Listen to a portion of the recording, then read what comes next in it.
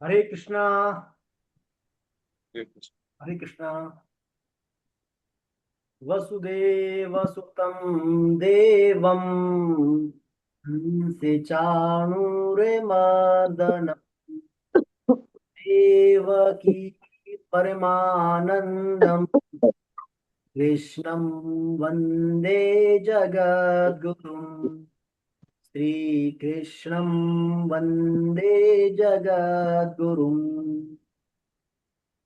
नहीं है मेरा संसार, ना है मेरे लिए, सभी हैं कृष्ण के, तभी तो प्यारे हैं वे सदा। मेरे तो है कृष्ण केवल, दूसरा न कोई। जैसा भी हूं मैं उन्हीं का हूँ, शरण में हूँ उनकी सदा। सुख दुख नहीं जग में, सिर्फ है परिस्थितियां, है सभी प्रसाद प्रभु की। लो लगे कृष्ण से सदा। नारायण नारायण नारायण। सभी वैष्णव को प्रणाम। हाँ सुखबीर जी, आप शुरुआत करें आज। पंचरत्न दिव्य श्लोक बोले आप प्रार्थना के। 5 तो बोले सर आप। Yes sir.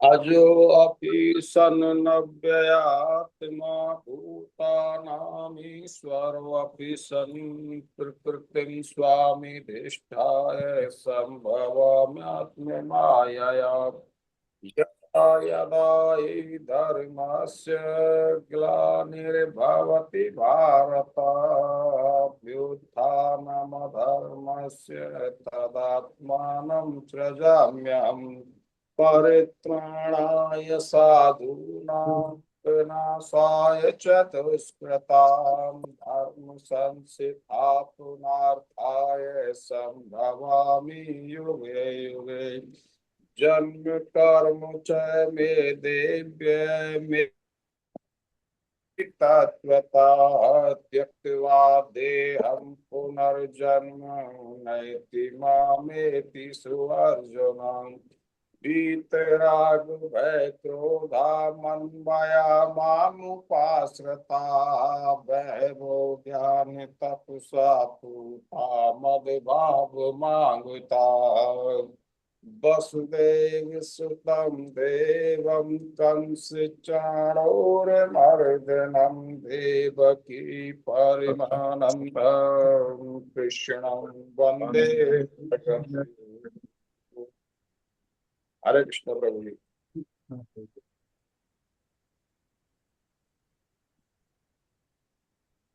आवाज सही आ रही है आपको सभी को आज? आ रही है सर। ठीक। चलिए तो अपन शुरुआत करते हरे। हैं। पिछली बार हमारा कुछ डिस्टरबेंस रहा था, तो हमने कंप्लीट। पिछली बार कहाँ तक कर लिया हमने, एक बार बताएंगे मेरे को? कोई कितने स्लोक हुए थे अपने? बस कर ली। 12-13 चल रहा था। 14। 12-13 चल रहा था, फिर डिस्टर्ब आ गया। तो अभी 15 से स्टार्ट करना है। 12-13 आधा ही हुआ था। 12-13 ही शुरू करें। चलिए अपन करेंगे। तो देखिए, हमने पिछली बार कर्मयोग शुरुआत किया था। कर्मयोग नामक प्रकरण में भगवान से जो है अर्जुन प्रश्न करते हैं कि जब भगवान आप बुद्धि को कर्म से श्रेष्ठ मानते हैं, तो फिर मुझे आप घोर कर्म में क्यों लगा रहे हैं? अर्जुन की मंशा थी कि भगवान मेरे को युद्ध नहीं करने दें, युद्ध से मेरे को अलग कर दें। तो भगवान से प्रश्न था, जब आप बुद्धि को श्रेष्ठ मानते हैं तो मुझे फिर घोर कर्म में क्यों लगाते हैं आप? तो भगवान ने फिर शुरुआत जो है चौथे श्लोक से शुरू किया उत्तर देना। कर्म तो मनुष्य को हर पल करना ही पड़ता है। यदि उन्हीं कर्मों को हम उचित रीति से विवेक पूर्वक करें तो हमारा क्या कल्याण हो जाएगा, भगवत प्राप्ति हो जाएगी। अन्यथा वही कर्म हमारे लिए बंधनकारी हो जाएंगे, ऐसा भगवान ने बताया था। इसके बाद फिर भगवान कहते हैं, हमारे कर्मों के अंतर्गत जो हमारी इंद्रियों की क्रियाएं हैं, यानी हमारे मन बुद्धि इंद्रियां, हम जो भी मानसिक रूप से सोचते हैं, वो सभी भी मानसिक क्रियाएं भी हमारी कर्म में शामिल होती है। भगवान कृष्ण सिर्फ बाह्य क्रियाओं को कर्म नहीं कहते, अपितु आंतरिक चिंतन करते हैं, हम जो मानसिक चिंतन करते हैं वह भी हमारा कर्म बनता है। अर्थात अविवेक के द्वारा की गई समस्त क्रियाएं, चिंतन हमारी कर्म होती है, और वो सब बंधनकारी होती हैं, अविवेक के द्वारा की जाने वाली क्रियाएं। किंतु जब इन क्रियाओं के अंतर्गत, इन कर्मों के अंतर्गत हम विवेक को महत्व देते हैं, तो ये क्रियाएं हमारी मुक्ति का कारण बन जाती हैं। जी, क्या बोल रहे हैं कोई?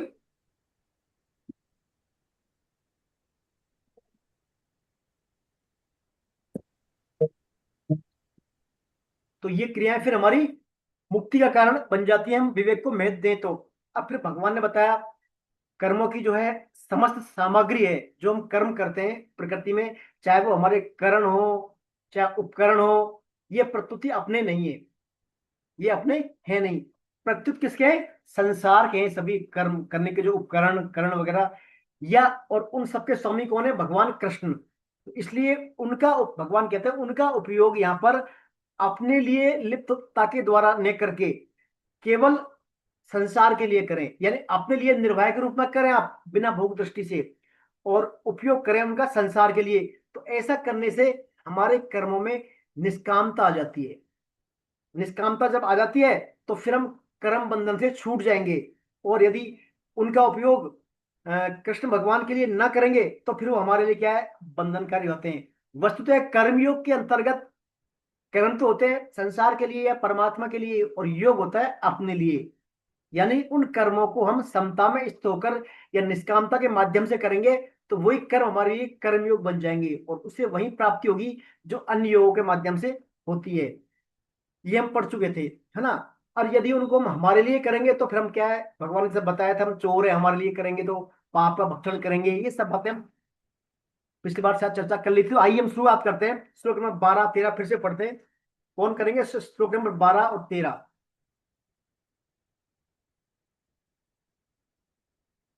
अनिल कुमार गर्ग साहब पढ़ेंगे आप श्लोक नंबर 12 13? प्लीज सर अनम्यूट कर लें, गर्ग साहब पढ़े श्लोक नंबर 12 13। हाँ, जय श्री कृष्णा आचार्य जी।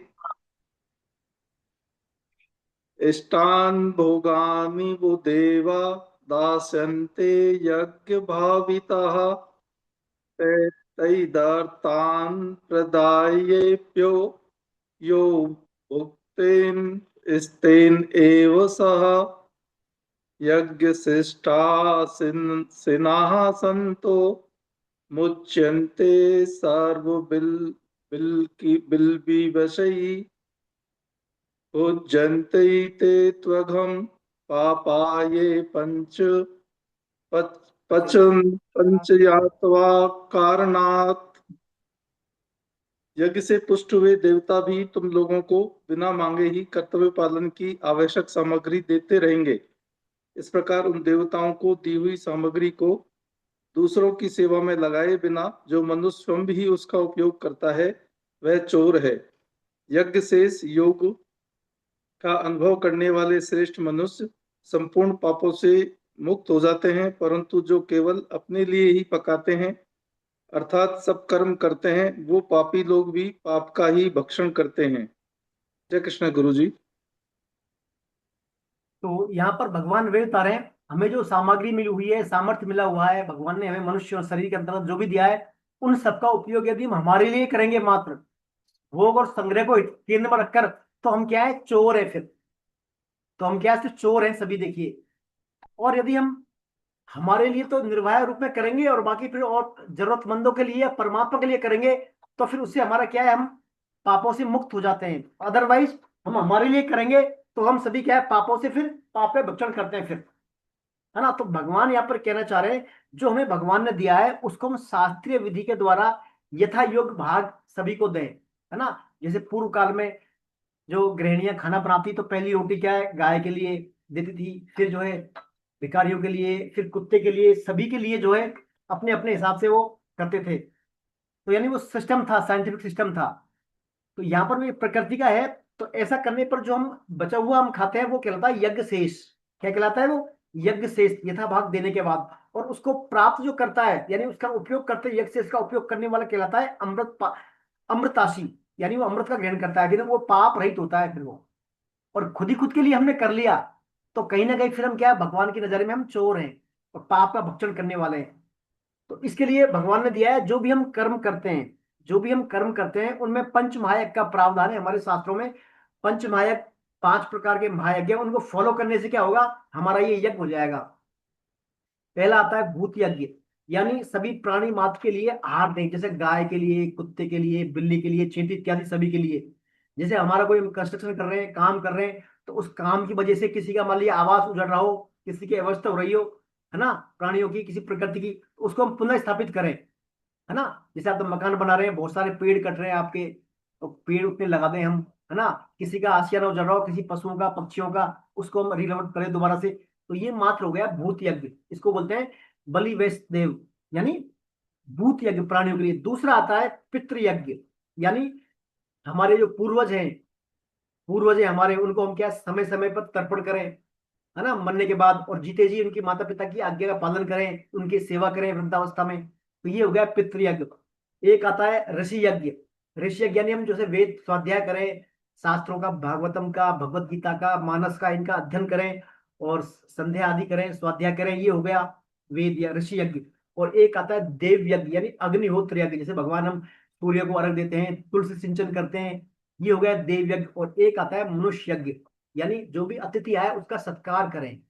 तो ऐसा पंच महायज्ञ का फॉलो करने से हमारा क्या है, वो यज्ञ शेष बन जाता है फिर।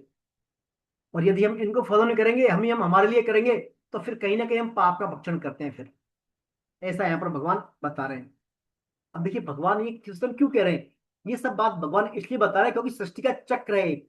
जब तक हम कर्तव्य कर्म करते रहेंगे, सृष्टि चलती रहेगी, है ना। उस सृष्टि के चक्र के बारे में भगवान आने वाले श्लोक में बोल रहे हैं। आइए श्लोक नंबर 14 और 15 पढ़ते हैं। पढ़े श्लोक नंबर 14 15, कौन पढ़ेंगे? तो महेंद्र सर जी आप पढ़े श्लोक नंबर 14 15। आदरणीय Mahendra ji sir, please unmute करें।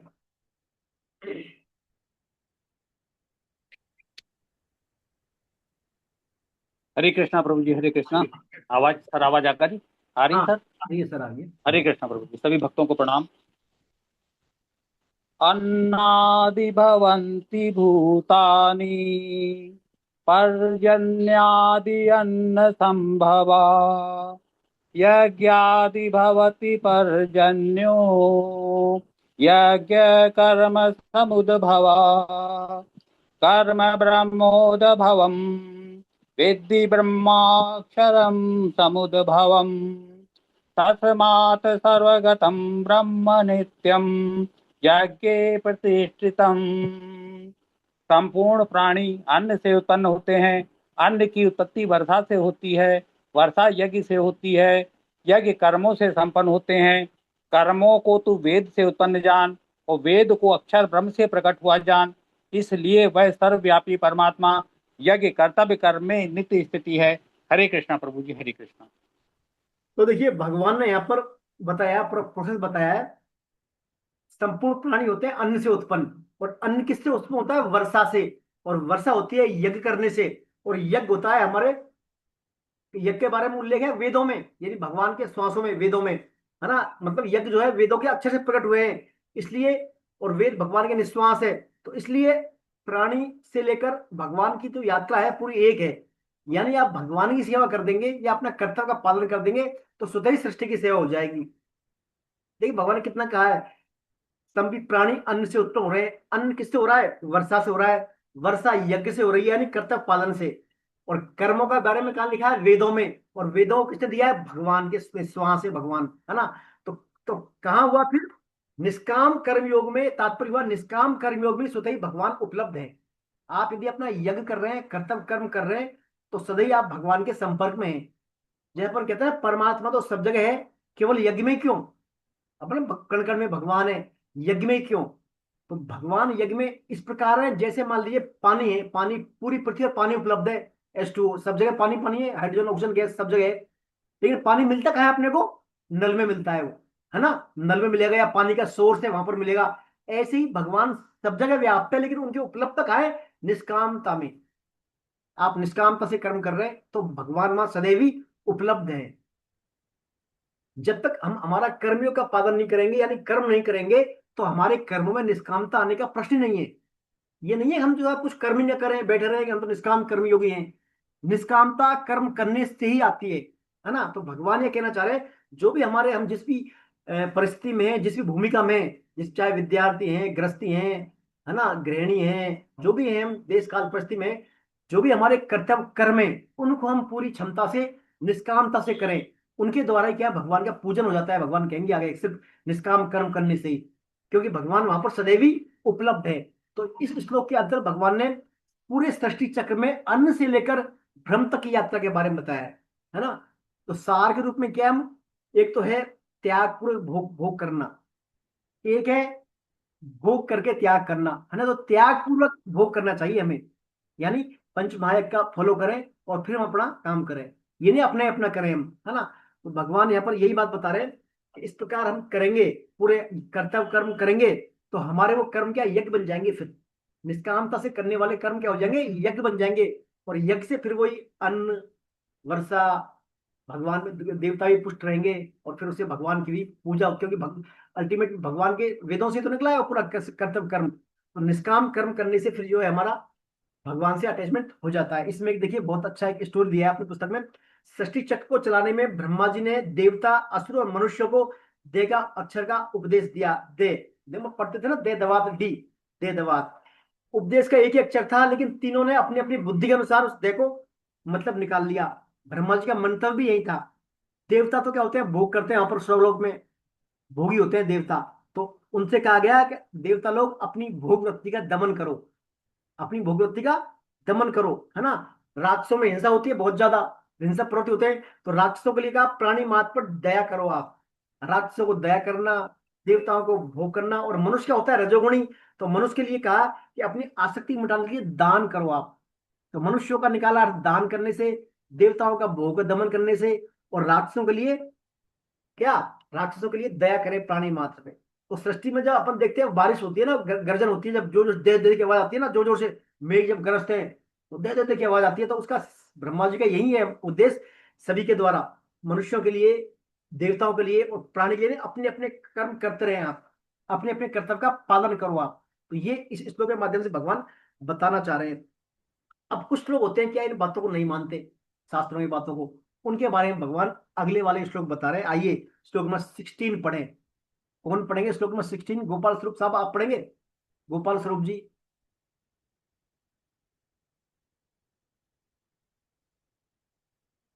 प्लीज अपना कैमरा सब ऑन करें आप, ताकि आपके दर्शन होते रहे। श्लोक पढ़े, आप पढ़े, डॉक्टर गुप्ता जी आप पढ़े, फिर डॉक्टर रुपेश गुप्ता जी आप पढ़े सर। हरे कृष्ण। जी हाँ, 16 नंबर श्लोक। एवं प्रवर्तितं चक्रं नानुवर्तयति यः अघायुरिन्द्रियारामो या राम, अघायुरिन्द्रियारामो मोघम पार्थ स जीविते। हे पार्थ, जो मनुष्य इस श्लोक में इस प्रकार परंपरा से प्रचलित सृष्टि चक्र के अनुसार नहीं चलता, वह इंद्रियों के द्वारा भोगों में रमण करने वाला अघायु पापमय जीवन बिताने वाला मनुष्य संसार में व्यर्थ ही जीता है। संसार में व्यर्थ ही जीता है। देखिए भगवान ने स्पष्ट बता दिया, यदि कोई व्यक्ति, है ना, अपने कर्तव्य पालन सही नहीं कर रहा, सिर्फ भोग संग्रह, निद्रा, भय, मैथुन में लगा हुआ है, उसके लिए भगवान क्या बोल रहे हैं देखिए, जो प्रचलित सृष्टि चक्र के अनुसार नहीं चलता, वह सिर्फ इंद्रियों के भोग में रमण करने वाला पाप में जीवन, अघायु इंद्रिया राम हो, यानी वो पाप में जीवन जीता है। वो क्या है, व्यर्थ जीता है संसार में, संसार में वो व्यर्थ ही जी रहा है और पाप में जीवन बिता रहा है वो। कौन? जो सिर्फ भोग संग्रह, यानी संग्रह ही संग्रह करने में लगा हुआ है, भोग करने में लगा हुआ है, और सृष्टि चक्र को फॉलो नहीं कर रहा। यानी जिसके जीवन में निष्कामता नहीं है, सेवा नहीं है, दया नहीं है, कर्तव्य परायणता नहीं है, ऐसा व्यक्ति संसार में क्या है, व्यर्थ ही जी रहा है। देखिए जानवर होते हैं ना, पशु, पशु चार काम करते हैं, आहार लेते हैं, निद्रा भी निकालते हैं, और भयभीत रहते हैं, और अपना संतानोत्पत्ति करते हैं। तो बस वही काम हो गया ऐसे व्यक्ति का, आहार निद्रा भय और मैथुन करके चल जाता है। उसको भगवान ने मनुष्य योनि दी है, तो मनुष्य योनि की सार्थकता वो सिद्ध नहीं कर पाता जब तक वो अपने कर्तव्य कर्मों को नहीं करेगा। तो देखिए साधक जो है ना, सावधान है, जो अपने कर्तव्य कर्मों के प्रति सावधान है, यानी सावधानी ही साधक बना है।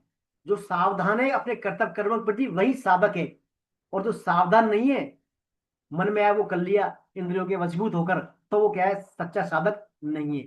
तो भगवान यहाँ पर यही कहना चाह रहे हैं, अपने अपने जो कर्तव्य कर्म है, जो भी हमारी क्षमता अनुसार हमें दिए गए, चाहे हम किसी के पिता हैं, किसी के पति हैं, किसी के पुत्र हैं, है ना, किसी ऑफिस के एम्प्लॉई हैं, जो जो हमारे भूमिका है, वह हमारे कर्तव्य कर्मों को करें हम, और नहीं करेंगे कर्तव्य कर्मों को, सिर्फ हमारे आहार निद्रा में लगे रहेंगे, तो फिर हमारा क्या है वास्तव में, जो सिर्फ हम क्या अघायु इंद्रिय हमारे पाप में जीवन बीत रहे हैं, फिर हम पाप में पाप खा रहे हैं, पाप का ही भक्षण कर रहे हैं भगवान। ऐसा यहाँ पर भगवान बताना चाह रहे हैं। तो सबसे मेन है समय का सदुपयोग करें हम, पहचाने उसको, अब तक जो हो गया, अब से आगे चूंकि हमने पढ़ लिया, शास्त्रों के सम्मुख हुए, भगवान की बातें सुन ली समझ ली हमने, तो हमारे कर्तव्य कर्मों पर हम फोकस करें।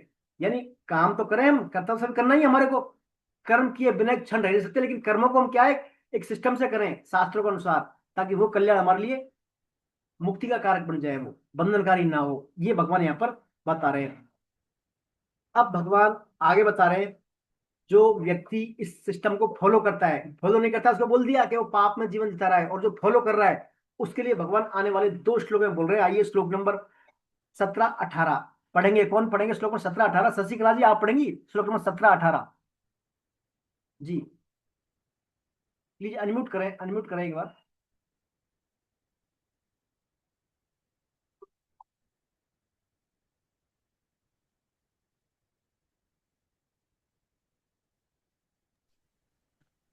हरे कृष्णा। जी हरे कृष्णा। यस्त्वात्मरतिरेव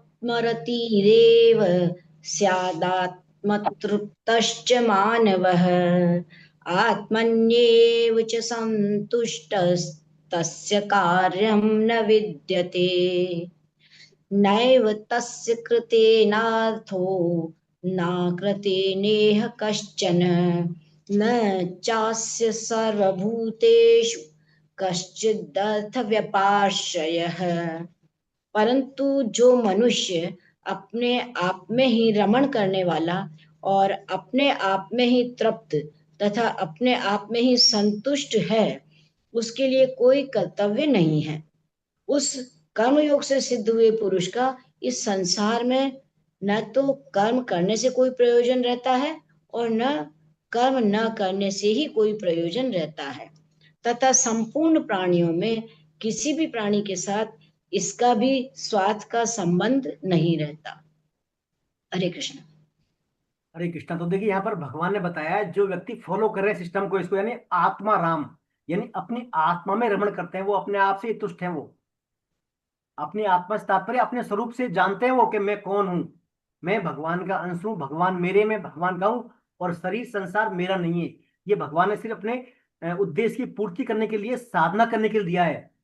यानी अपने आप से तुष्ट रहते हैं वो, जो भी काम हो रहा है कर रहे हैं उसको अपने आप को अकर्ता मानते हैं वो कहते हैं मैं कुछ भी नहीं कर रहा, अपने आप प्रकृति प्रकृति में बरत रही है, गुणी गुण करवा रहे हैं, मैं कुछ भी नहीं कर रहा। ऐसे व्यक्ति होते हैं आत्माराम, यानी अपनी आत्मा में रमण करने वाला। ऐसे व्यक्ति के बारे में भगवान कह रहे हैं, वो कोई भी कर्म करे या ना करे उसमें कोई फर्क नहीं पड़ता उसे, फिर भी लोक मर्यादा में, लोक संग्रह के लिए वो कर्म करता है, लेकिन उन कर्मों में वो लिप्त नहीं होता। देखिए वो लिप्त कभी नहीं होगा, जैसे अज्ञानी पुरुष लिप्त हो जाते हैं ना, पूरी तरह फोकस रहते हैं उस पर, आसक्ति आसक्ति ममता स्पृहा संताप करते हैं, वो इन सबसे रहित रहता है।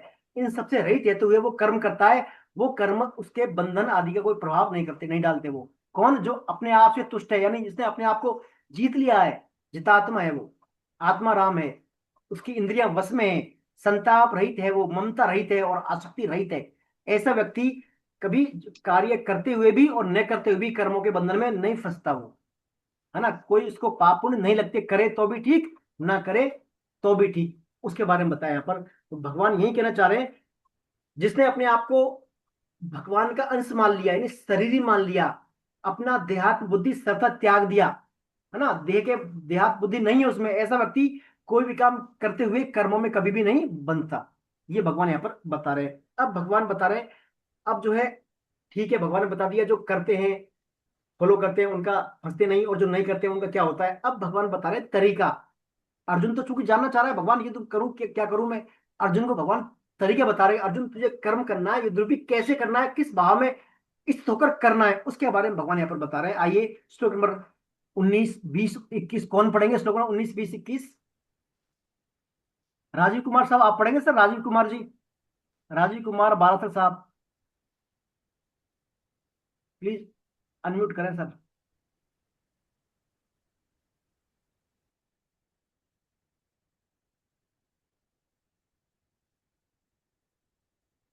प्लीज अनम्यूट करें सर, राजीव कुमार साहब अनम्यूट। हाँ sir Radhe Radhe sir. Sir मैं काम हूँ, मेरे पास पुस्तक नहीं है, इसलिए नहीं नहीं, कर पाऊँ। कोई बात नहीं, कोई बात नहीं। हाँ सर, गोपाल स्वरूप साहब आप बोले सर, गोपाल स्वरूप राठौर साहब आप बोले सर। जय श्री कृष्ण। जी, जय श्री कृष्ण। संबंध पूर्व श्लोक में वर्णित सिद्ध पुरुष की स्थिति को प्राप्त करने के लिए मनुष्य मात्र कैसे कर्म करे, इसको सार रूप में बताते हुए राजा जनक एवं स्वयं के उदाहरण से मनुष्य मात्र को लोक संग्रह हेतु कर्तव्य कर्म करने की प्रेरणा देते हैं। तस्मादक सक्त सतंग कार्यं कर्म समाचर अशक्तो आचरण कर्म परमाप्नोति पुरुष कर्मण्येव हि संसिद्धिम आसिक्ता जनकादय लोक संग्रह में वापि सम्यप करुमसि यद्यदाचरित श्रेष्ठस तद्देवोत्तरो जन स यत् प्रमाणं कुरुते लोकस्तदनुवर्तते। इसलिए तू निरंतर आसक्ति रहित होकर कर्तव्य कर्म का भली भांति आचरण कर, क्योंकि आसक्ति रहित होकर कर्म करता हुआ मनुष्य परमात्मा को प्राप्त हो जाता है। राजा जनक जैसे अनेक महापुरुष भी कर्मयोग के द्वारा ही परम सिद्धि को प्राप्त हुए थे। इसलिए लोक संग्रह को देखते हुए तू भी निष्काम भाव से कर्म करने के ही योग्य है, अर्थात अवश्य करना चाहिए। श्रेष्ठ मनुष्य जो आचरण करता है दूसरे मनुष्य वैसा वैसा ही आचरण करते हैं। वह जो कुछ प्रमाण कर देता है दूसरे मनुष्य उसी के अनुसार आचरण करते हैं। जय श्री कृष्ण। जय श्री कृष्ण। हाँ अर्चना जी, अर्चना शर्मा जी आप पढ़ेंगे श्लोक एक बार। अर्चना जी आप पढ़ें श्लोक नंबर 19 और 20, फिर से पढ़ेंगे एक बार। अनम्यूट करें पहले आप। हाँ जी सर, कर लेना। हरे कृष्ण प्रभु जी। हरे कृष्ण। तस्मादसक्त सततम कार्य कर्म समाचर असक्तो कर्म परम प्राप्ति पुरुष कर्मुणे ही संसिद्ध जनकादय लोक संग में वापी मन करु महर्षि यद यदाचरति श्रेष्ठ देवेतरो जन सपम प्राणम कोते लोक इस्तदनु वर्तते। इसलिए तू निरंतर आसक्ति रहित होकर कर्तव्य कर्म का भली भांति आचरण कर, क्योंकि आसक्ति रहित होकर कर्म करता हुआ मनुष्य परमात्मा को प्राप्त। राजा जनक जैसे अनेक महापुरुष भी कर्म अकर्म को द्वारा ही परम सिद्धि को प्राप्त हुए। इसलिए लोक संग्रह को देखते हुए भी तू निष्काम भाव से कर्म करने के ही योग्य है, अर्थात अवश्य करना चाहिए। श्रेष्ठ मनुष्य जो जो आचरण करता है दूसरे मनुष्य वैसा वैसा ही आचरण करते हैं। वह जो कुछ प्रमाण कर देता है दूसरे मनुष्य उसी के अनुसार आचरण करते हैं। हरे कृष्ण प्रभु जी। हरे कृष्णा। तो देखिए यहाँ पर भगवान ने बताया, अब मेन जो तरीका है कर्म करने का स्टाइल वो भगवान बता रहे हैं अर्जुन को। क्या करें? निष्कामता होकर कर्म कर, यानी आसक्ति रहित होकर कर्तव्य कर्म का भली भांति आचरण कर। क्योंकि आसक्ति रहित जो कर्म करते हैं वो कर्म हमारे क्या हो जाते हैं? परमात्मा के लिए होते हैं। वो कर्म संसार के लिए होते हैं, निष्कामता के लिए होते हैं। जैसे राजा जनक का उसमें उदाहरण दिया है। राजा जनक जो भी कर्म करते थे बिना आसक्ति के करते थे। वो राजा जनक, देखिए बहुत किताब में एक ही इसका राजा का उदाहरण दिया, राजा जनक का बड़ा महत्वपूर्ण उदाहरण है। राजा जनक जो भी कर्म करते थे बिना आसक्ति के करते थे वो, उनका कोई, जबकि राजा जनक का जो जनकपुरी थी इतनी दिव्य थी, इंद्र का जो इंद्रलोक था, इंद्रलोक से भी कई गुना ज्यादा ऐश्वर्य था वहां पर राजा जनक की उसमें जनकपुरी में। लेकिन फिर भी जनक जो है सभी भोगों से उनसे क्या है? निष्प्रह, बिल्कुल मतलब निर्लिप्त रहते थे वहां पर। इतना बड़े हाई उसमें रहने के बाद भी जनक महाराज निर्लिप्त थे। भगवान ने उनका उदाहरण दिया, देखिए अपने उपदेशों में। तो भगवान यही कहना चाह रहे हैं, अपना जो भी हम कर्तव्य कर्म करें उसको आसक्ति रहित होकर करें, क्योंकि आसक्ति रहित होने से ही वो कर्म हमारे क्या है? निष्काम कर्म होंगे। और जब तक आसक्ति है तो कर्म क्या? बंधनकारी रहेंगे वो, है ना। तो भगवान यहाँ पर ये कहना चाह रहे हैं निष्कामता के साथ हम कर्म करें। निष्कामता, देखिए कर्म करने में बुराई नहीं है, कर्मों कोई दोष नहीं होता। कर्मों के पीछे हमारा जो भाव है, या कर्मों के पीछे हमारी जो कामना है वो महत्वपूर्ण है। वो कामना ही उस कर्म का फल निर्धारित करती है। आपका कैसी कामना है उस कर्म के प्रति, आपका निजी स्वार्थ है, कोई निजी कामना है, या निष्कामना निष्काम है, या परमार्थ है, दूसरे किसकी दृष्टि के लिए है, वो दूसरे हित के लिए है, उस पर निर्भर करता है कर्म का फल। यदि खुद का आपने उसमें एंगल ठगा दिया कि मेरा निजी स्वार्थ हो, निजी वो हो, तो वो कर्म फिर बंधनकारी हो जाएगा, आपके लिए फल के रूप में आएगा, और बंधनकारी हो जाएगा और नाशवान हो जाएगा। और वही कर्म आपने निष्कामता यानी संसार के हित के लिए कर दिया, परमार्थ के लिए कर दिया, भगवान के लिए कर दिया, तो वही कर्म फिर आपका क्या हो जाएगा, दिव्य हो जाएगा। वो कर्म कभी खत्म नहीं होगा उसका फल, उसका महान से महान भय रक्षा करेगा, महान से महान भय से रक्षा करने वाला कर्म हो जाएगा वो, आपकी आपके कल्याण में सहायक हो जाएगा वो, आपके पुराने पापों को नष्ट कर देगा वो कर्म। तो वो निष्कामता की बात यहाँ पर भगवान करना चाह रहे हैं। देखिए निष्काम, भगवत गीता का मूल सिद्धांत है निष्कामता, और वो भगवान ने बात यहाँ पर कह दी, निष्कामता। अब ये निष्कामता आई कैसे हमारे में, ये तो है नहीं हमने पढ़ लिया सुन लिया बैठ के सबको कर्म नहीं कर रहे हम, कि मैं तो भाई कर्म करूंगा नहीं, मैं तो कर्म में भी हूँ, मेरे किसी काम नहीं, मैं कर्म क्यों करूं, ये भी निषिद्ध है। कर्म तो हमको करना ही पड़ेगा, कर्म तो हम बिना कहे चाहे कर रहे हैं, कर्म तो होते ही अर्चना हमारे से। हम उन कर्मों को भगवान के ये निष्कामता के भाव से करें, उन कर्मों को हम, कर्म तो करना ही, सभी को कर्म होते ही, लेकिन कर्मों के प्रति भाव ध्यान रखें हम कि ये मेरे लिए नहीं है कर्म, ये संसार के लिए कर रहा हूं मैं कर्म, यानी भगवान की आज्ञा का पालन कर रहा हूं मैं, जैसा भगवान ने बताया वैसा ही कर रहा हूं मैं। तो फिर क्या है उसकी जिम्मेदारी, उस कर्म के प्रति जो है आपको क्या मिलने वाला है क्या नहीं मिलने वाला, वो भगवान की फिर जिम्मेदारी बन जाती है। जैसे एक कहानी आती है अपने, उसमें चार किसान थे, चार किसान के बालक थे, तो वो वहां पर किसान पुत्र थे, तो उनका काम था खेत को जोतना वर्षा से पहले, और खेत की बुवाई निराई गुड़ाई करना ताकि फसल उत्पन्न हो जाए। तो उस समय क्या हुआ, एक बार बारिश नहीं हुई, अकाल पड़ गया, बहुत बड़ा अकाल पड़ गया। तो दूर दूर तक बारिश के कोई संकेत नहीं थे।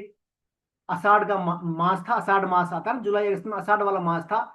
तो फिर उन्होंने क्या सोचा किसानों ने, भाई हमारा कर्तव्य कर्म है खेत की जुताई करना, भले ही वर्षा आए नहीं आए, हमारा काम तो हम करें, हम हमारा जो ड्यूटी है वो तो करें हम।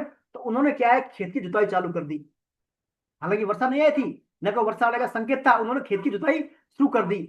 अब हल चलाना चालू कर दिया, अर्थात उन्होंने अपना कर्तव्य पालन कर दिया। तो फिर उन्होंने देखा भाई किसान, फिर मोरों ने देखा किसान जो है खेत जोत रहा है, अभी तो वर्षा का कुछ है नहीं, ना कोई बादल आए, किसान घर क्यों जोत रहा है। तो मोरों ने समझा कि भाई किसान अपना काम कर रहा है, हम भी अपना काम करते हैं। तो मोरों ने क्या जोर से बोलना शुरू कर दिया, मोर करते हैं ना बरसात से पहले जोर से बोलते हैं, मोरों ने बोलना शुरू कर दिया, मोरों ने डांस करना शुरू कर दिया। ये सब देखा, तो फिर बादलों ने देखा भाई इस बार मेरे कोई संकेत नहीं है, फिर भी किसान हल जोत रहा है, मोर जो है अपना अपना काम कर रहे हैं। तो क्या है, मेघों ने फिर गर्जना शुरू कर दिया, मेघों ने, भले ही इंद्रदेव बरसात नहीं कर, लेकिन मेघों ने अपना काम था गर्जन करना, तो मेघों ने गर्जन करना शुरू कर दिया।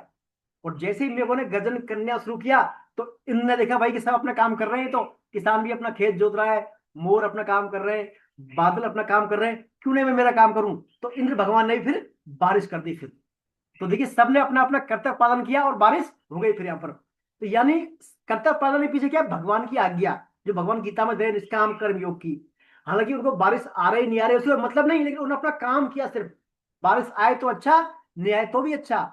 ऐसे ही भगवान कहना चाहते हैं हम निष्काम भाव से हम अपना कर्म करें, तो सृष्टि चक्र क्या है, चलता रहता है, और सब काम जो होने चाहिए वो होते रहते हैं, हमारी आवश्यकताएं का संतुलन बना रहता है। ये भगवान यहाँ पर इस श्लोक के अंदर बात बताना चाह रहे हैं। राजा जनक का उदाहरण इसलिए दिया गया है, राजा जनक बहुत बड़े कर्मयोगी थे, निष्काम कर्मयोगी थे। राजा जनक के बारे में आता है कि राजा जनक एक ऐसे थे जो सधे भगवान के स्वर्ग में पहुंच गए थे देह सहित, है ना। तो बड़े राजा, बड़े निष्काम कर्मयोगी हैं, कोई लिप्तता नहीं है उनमें, बहुत ऊंचे ऊंचे वहां पर उनके भोग उपलब्ध है वहां पर उनके जनकपुरी में, लेकिन फिर भी भोगों से सदैव ही वो है लिप्त रहे राजा जनक, है ना। दूसरी बात, अब आता है हमारे पास बहुत सारे भोग है, विलास है, तो हमारा मन क्यों क्यों जब भटक जाता है उनमें, हम तो फंस जाते हैं फिर। उसके लिए भगवान कहते हैं हमारा जो उद्देश्य है, हमारी जो बुद्धि है, एक लक्ष्य वाली बुद्धि रहे, मुझे परमात्मा प्राप्ति करनी है, मेरा उद्देश्य परमात्मा प्राप्ति करना है। तो बुद्धि में भी एक उद्देश्य रहेगा और मन में हमारा वही बात रहेगी फिर, भले हमारे सामने कितने बच्चे ऊंचे ऊंचे भोग आ जाए, ईश्वर आ जाए, हमारा मन उनमें नहीं फंसेगा। उसमें एक कहानी आती है अपनी पुस्तक में सुखदेव जी की।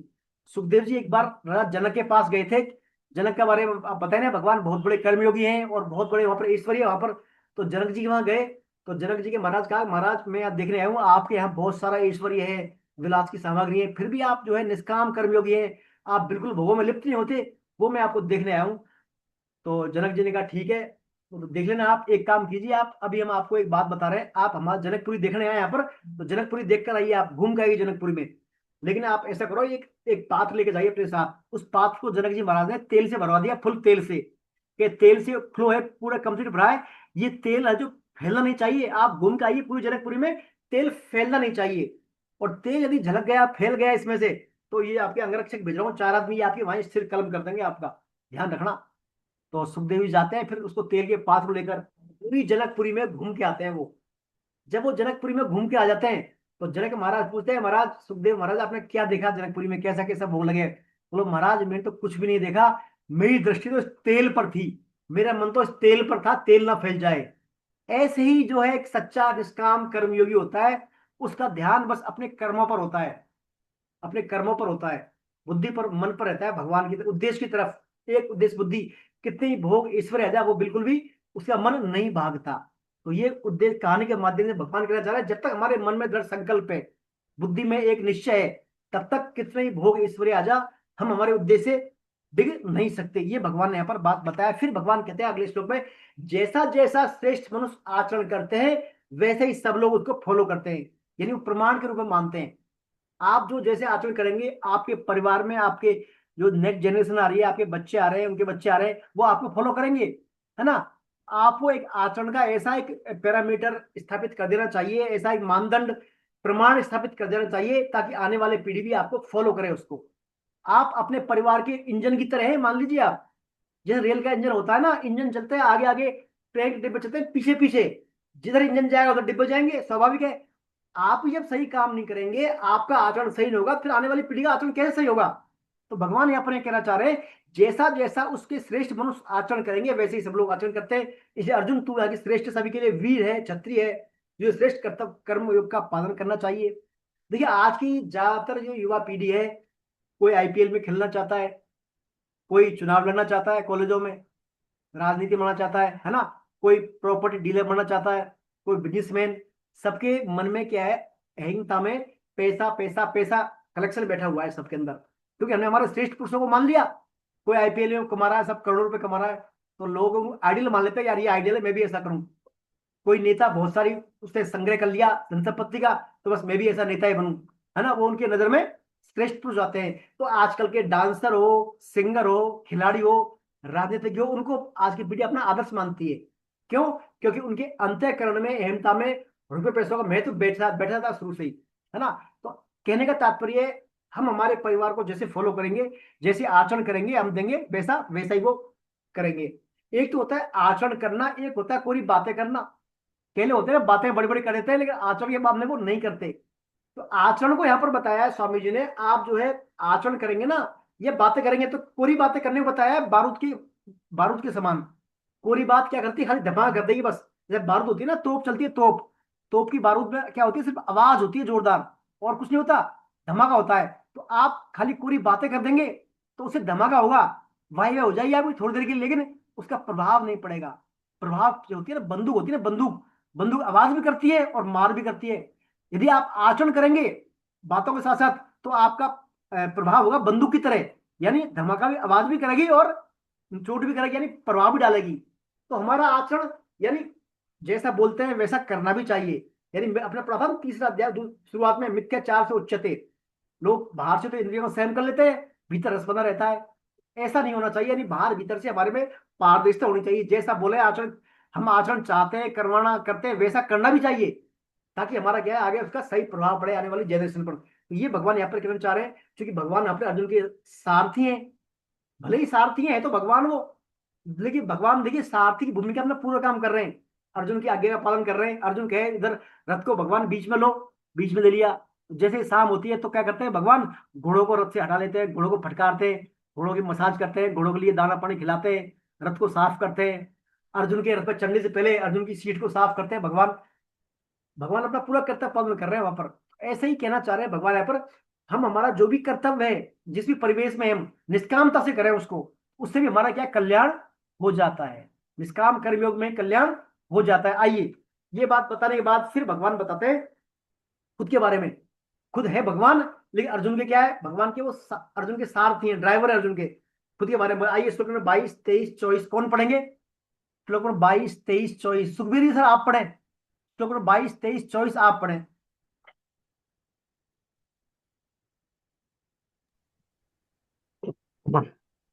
जी।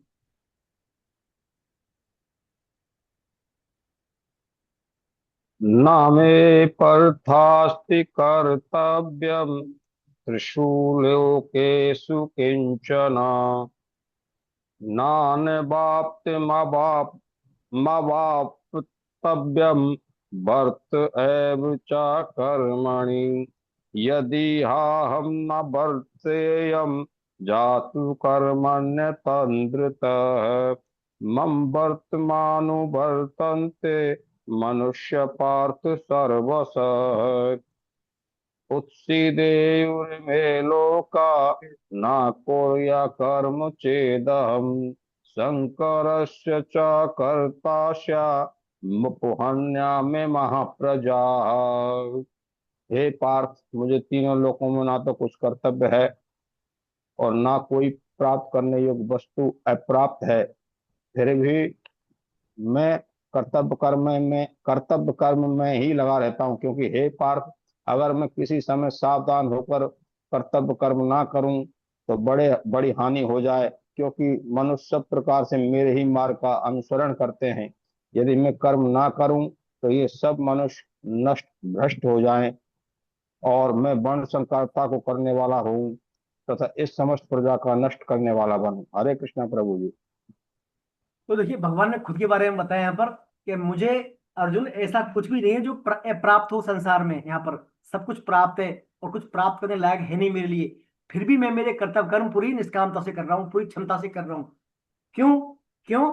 क्योंकि यदि मैं जैसा आचरण करूंगा वैसे और लोग फॉलो करेंगे, और यदि मैं ही मान लीजिए मेरा सुधर्म का पालन नहीं करूंगा, कर्तव्य पालन नहीं करूंगा, तो सब लोग भी फिर क्या है, पथभ्रष्ट हो जाएंगे फिर, है ना। तो यहाँ पर भगवान यही कहना चाह रहे हैं कि जब मैं अर्जुन सभी काम कर रहा हूं तो आम जो है लोग हैं उनको ऐसा क्यों नहीं करना चाहिए, है ना। इसका एक सूत्र बताया है एक संसार में रहने का भगवान ने, कि ये मान लें संसार जो है अपने लिए रहना ही नहीं है। संसार में से संसार रहने की विद्या है। संसार में जो भगवान ने हमको शरीर दिया है, ये क्या है, शरीर जो है संसार की परमात्मा की सेवा करने के लिए। इस भाव से कर लें तो हमारा काम बन जाता है। भाव सिर्फ देखिए, भगवान क्या है, भाव की बात है यहाँ पर। देखिए परमात्मा की प्राप्ति कभी भी कर्मों से नहीं होती, होती है कर्मों से भगवान की प्राप्ति। आप कोई भी कम कर्म कर रहे हैं, आपकी कर्म किससे करेंगे, इंद्रियों से करेंगे, मन से करेंगे, बुद्धि से करेंगे, तो ये सब क्या नासवान है, जड़ चीज है। तो जड़ पदार्थों के द्वारा कर्म करने से उस चेतन तत्व की प्राप्ति हो सकती है क्या? कभी नहीं हो सकती, है ना, कभी भी नहीं हो सकती उससे। और हम ये मान लें कि भैया कर्म जो हम हमारे लिए कर रहे हैं इनसे भगवान की हो जाएगी, तो ये भूल जाए। तो भगवान यह कहना चाह रहे हैं सिर्फ हमारा भाव बदले। हम कर्म तो करने ही है, क्योंकि कर्म के बिना रह नहीं सकते हम, सिर्फ भाव बदल सर लें। सर लेकिन 3.19 श्लोक है, वो तो कह रहा है आसक्ति रहित कर्म होकर करोगे तो आप मनुष्य परमात्मा को प्राप्त हो जाता है। हाँ, तो भाव मैं वही तो बोल रहा हूँ, सिर्फ भाव बदल लें। आसक्ति रहित होने वाला भाव, आसक्ति नहीं, रहित किससे होंगे, भाव से तो होंगे। अच्छा भाव नहीं बदल कह आप कह रहे थे सर कर्मों से भगवत प्राप्ति कैसे हाँ संभव है, यूं हाँ, तो तो उन वो वाली कर्म बात है।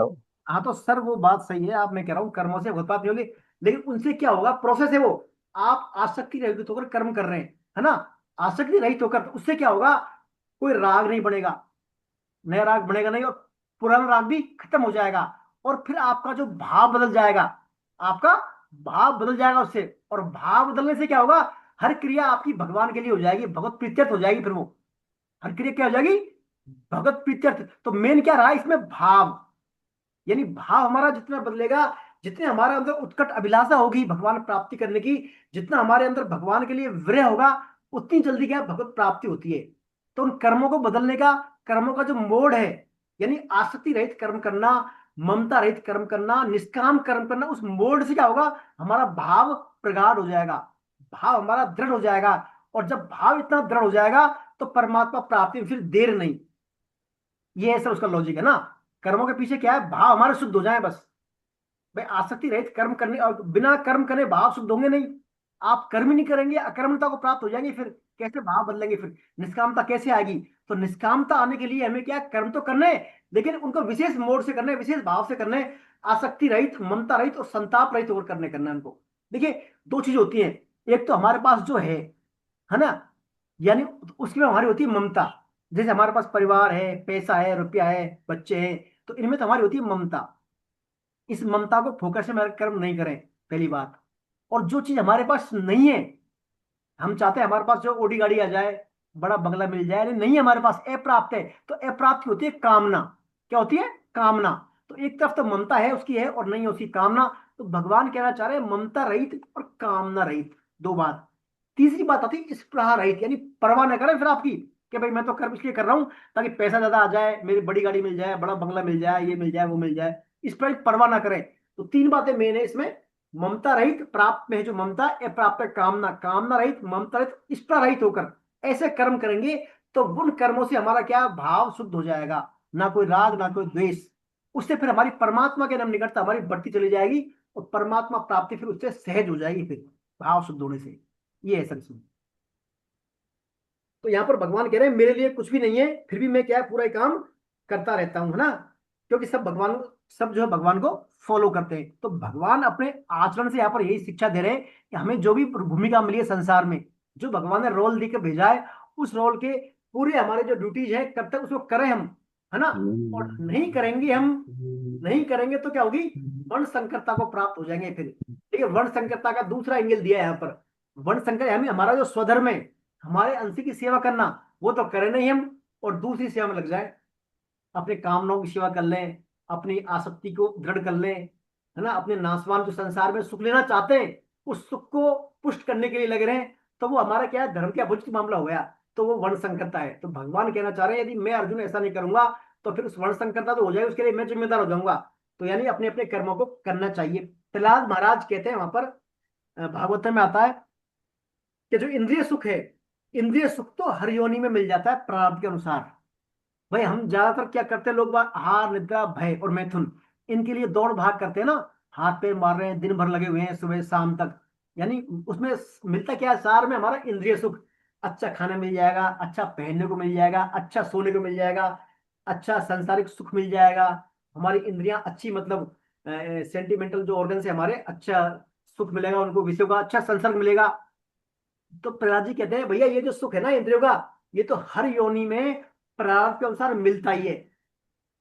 बुद्धिमान मनुष्य को चाहिए इस इंद्रिय सुख के पीछे ना भागे वो, इसके लिए अपनी पूरी एनर्जी को वेस्ट ना करे वो। ये तो मिलेगा ही आपको प्राप्त के अनुसार योनि में, ना सिर्फ मनुष्य योनि, अपितु पशु पक्षी मूड योनि, सब योनि में मिलता है अपने अपने प्राप्त के अनुसार। तो हमें करना क्या है, हमें जो हमारा वास्तविक भगवान ने जो भेजा है हमारे को मनुष्य शरीर देकर, उसका जो है उद्देश्य प्राप्ति के लिए काम करना है, हमारा पुरुषार्थ उसमें लगाना है, किसमें, मोक्ष में और धर्म में। हमारे धर्म की पालना करनी है, कर्तव्य पालना करनी है, ताकि हमारा कल्याण हो जाए। और इंद्रिय सुख में लगाएंगे तो वो तो हमें क्या स्वतः ही मिलने वाला है। आप देखिए कुत्ते कुतिया कुछ करते हैं क्या, ये भाई जो पढ़ाई कर रहे हैं कुछ कर रहे हैं, उनका अपना सब काम करते हैं, खाना पीना मिल रहा है, बच्चे पैदा हो रहे हैं, सब काम हो रहे हैं, और योनियों में इंद्रियों में सब काम इंद्रिय सुख मिल रहे हैं उनको, पशुओं को मिल रहा है, किसी भी देख लिया आप। हम किसी को सिखाते हैं क्या इंद्रिय के बारे में, भाई इसका टेस्ट के लिए करना चाहिए, हर हर इंद्रिय के बारे में अपने आप ज्ञान आ जाता है। क्यों? क्योंकि प्राप्त के अनुसार मिलना फिक्स है उनका, तो विषयों का सुख। तो हमें इसमें हमारे जो है एनर्जी को, समय को, आयु को इसमें इंद्रिय सुखों के पीछे व्यर्थ नहीं खर्च करना चाहिए। हमारा ऑलरेडी आधी से ज्यादा उम्र तो निकल चुकी है अब, अभी तक हम शायद हमने, मैंने तो इनमें निकाल दी अब तक आधी से ज्यादा उम्र। तो आने वाले समय हमारा जो शेष समय है वही हमारे लिए विशेष है, ध्यान रखें इसका। इंद्रिय का विषयों का तो मिलता रहेगा, ये प्राप्त से मिलते रहेंगे सब। हम हमारा जो मुख्य उद्देश्य है उसमें लगाएं अपने आप को, जो हम कल्याण के लिए भगवान ने हमें को मनुष्य शरीर दिया है, इसका उद्देश्य प्राप्ति में लगाएं, ये यहाँ पर भगवान बताना चाह रहे हैं। अब भगवान कह रहे हैं आसक्ति, जो मनुष्य है आसक्ति वाला, ये लोक संग्रह के लिए कर्म कर रहा है कोई व्यक्ति आसक्ति रहित। आसक्ति देखिए दो होता है, एक तो लोक संग्रह और एक होता है भोग संग्रह। भोग संग्रह बोलते हैं जो संसारी लोग हैं, संसार में भोग करना चाहते हैं, तो भोगों को लंबे समय तक भोगने के लिए भोग संग्रह करते हैं वो, यानी भोग के लिए सामग्री जुटाते हैं वो, चाहे धन के रूप में जुटाएं, चाहे और किसी तरीके से वस्तु के रूप में, पदार्थ के रूप में जुटाते हैं भोग संग्रह के लिए। स्वामी जी कहते हैं जितना ज्यादा हम वस्तुओं का, रुपयों का, पैसों का, व्यक्तियों का संग्रह करेंगे, जितना ज्यादा किसके लिए, भोग के लिए, उतना ही हमारी ऊर्जा ज्यादा खपत होगी, उसमें उलझे रहेंगे हम। यानी जितना ज्यादा आपने वस्तु व्यक्ति और विचार, इनका जितना ज्यादा संग्रह करेंगे उतना ही हमारा एनर्जी और समय हमारा उसमें वेस्ट होगा। इसके विपरीत दूसरे तरह व्यक्ति होते हैं लोक संग्रह, यानी संसार के हित के लिए, परमात्मा की सेवा में, अपने आध्यात्मिक उन्नयन के लिए, उसको बोलते हैं लोक संग्रह। तो लोक संग्रह के संदर्भ में भगवान बता रहे हैं हमें क्या क्या सावधानी बरतनी चाहिए आने वाले 2 श्लोकों में। श्लोक नंबर 25 और 26 पढ़ें। आकाश गुप्ता साहब आप पढ़ेंगे? आकाश गुप्ता जी, पिछली बार भी आपसे कहा था तैयारी करके आइए, पढ़ें सर श्लोक नंबर 25 और 26। आकाश जी प्लीज अनम्यूट करें।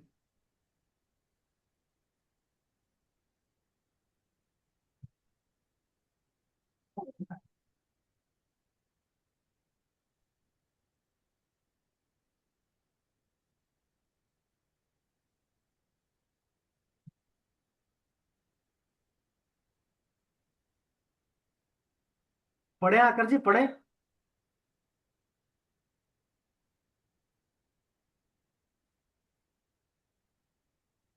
आकाश गुप्ता जी सुन रहे हाँ हैं? जी।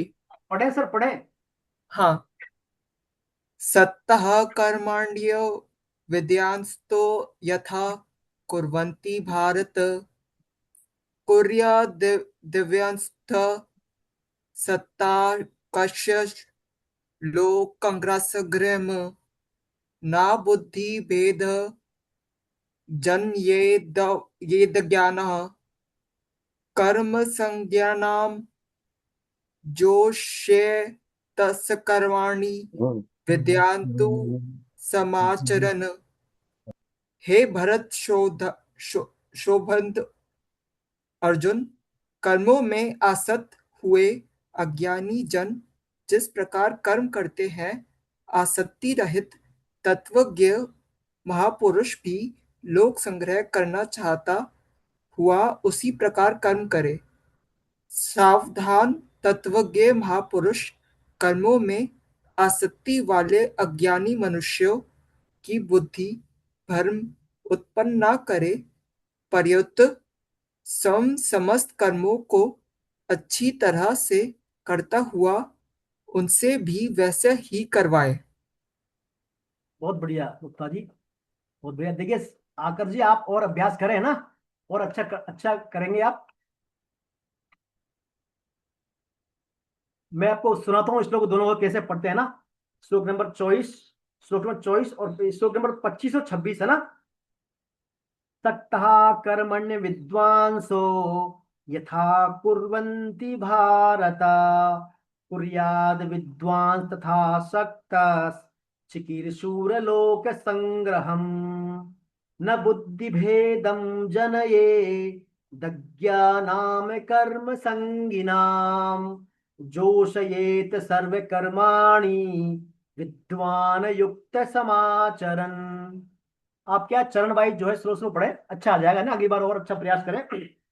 आइए, तो यहाँ पर भगवान कह रहे हैं अज्ञानी जन जिस प्रकार कर्म करते हैं उनको आसक्ति रहित तत्व जो महापुरुष हैं लोक संग्रह करता हुआ उसी प्रकार कर्म करे। यानी भगवान कहना चाह रहे हैं तत्व के महापुरुष जो है क्या करें, उन अज्ञानी मनुष्यों के सामने भ्रम उत्पन्न ना कर दें, है ना। यानी भगवान यहाँ पर कहना चाह रहे हैं एक तरफ तो ज्ञानी पुरुष है, एक तरफ अज्ञानी पुरुष है। तो ज्ञानी पुरुष को दायित्व बनता है वो कर्म इस रीति से करे ताकि अज्ञानी जो पुरुष भ्रमित ना हो। यानी आपको थोड़ा बहुत ज्ञान हो गया, फिर आप उसको जो ज्ञान बता दें भैया ये तो निष्कामता है, मैं तो कुछ नहीं करता, और ये ऐसे उसको कंफ्यूज ना कर दें। आप जो भी अपनी ड्यूटीज हैं उनको करें। आप भले आपको सब पता है, आप जो है करता है, आपको पूरा सब पता है कंसेप्ट कर्मों का, फिर भी आप लोक लाज के लिए, लोगों में प्रेरणा देने के लिए, लोगों में उसको सदमार्ग पर लाने के लिए वही कर्म पूरी क्षमता से करें आप। हालांकि आप उस कर्म में बंधन मुक्ति वाला कंसेप्ट नहीं है आपका, कभी आप पता है आपको सब बातों का, फिर भी आपको क्या है अज्ञानी मनुष्यों के संदर्भ ऐसी कोई स्थिति उत्पन्न नहीं करनी चाहिए ताकि जो है वो भ्रमित हो जाए। इसी संदर्भ में देखिए वेद जो है हमारे वेदों में क्या है, पहले वेद नास्तिक लोगों को आस्तिकता मार्ग पर लाते हैं। यानी पहले वेदों का हिस्सा है सकाम कर्म कांड। पहले नास्तिक व्यक्ति से कहेंगे भाई आप ये काम करो आपको ये फल मिल जाएगा, यानी आपकी कामना की पूर्ति होगी। फिर सकाम कर्म के कांड के बाद फिर उसको लाते हैं ज्ञान कांड पे, यानी आप इन देवताओं का फॉलो करोगे, ये पूजा करोगे तो आपको ये मिल जाएगा ज्ञान की बात। फिर अंत में उनको लाते हैं उपासना कांड, यानी कल्याण के लिए, है ना। तो स्टेप बाय स्टेप ऐसे ही यहाँ पर भगवान कह रहे हैं जो ज्ञानी पुरुष है वो अज्ञानी लोगों को कहीं मोहित ना कर दे, कहीं भ्रमित ना कर दे। शुरू में इनको निष्कामता की बात ले आए, एक तरफ नास्तिक है वो, और फिर निष्कामता की बात कर दें, कर्म है फल नहीं है, ऐसा करें, कंफ्यूज ना करें। उसके बारे में भगवान बता रहे हैं तो उन्हें सावधानी बरतनी है अपने कर्मों में, अपने कर्मों में अज्ञानी मनुष्यों में समक्ष सावधानी बरतनी है। जैसे तिलक जी का उदाहरण आता है इसमें। तिलक जी एक बार जो है अपने मित्र के वहां गए थे, किसी मित्र के घर गए थे वो। तो मित्र की पत्नी ने उनको काफी समय हो गया अपने मित्र के पास बैठे बैठे। तो मित्र के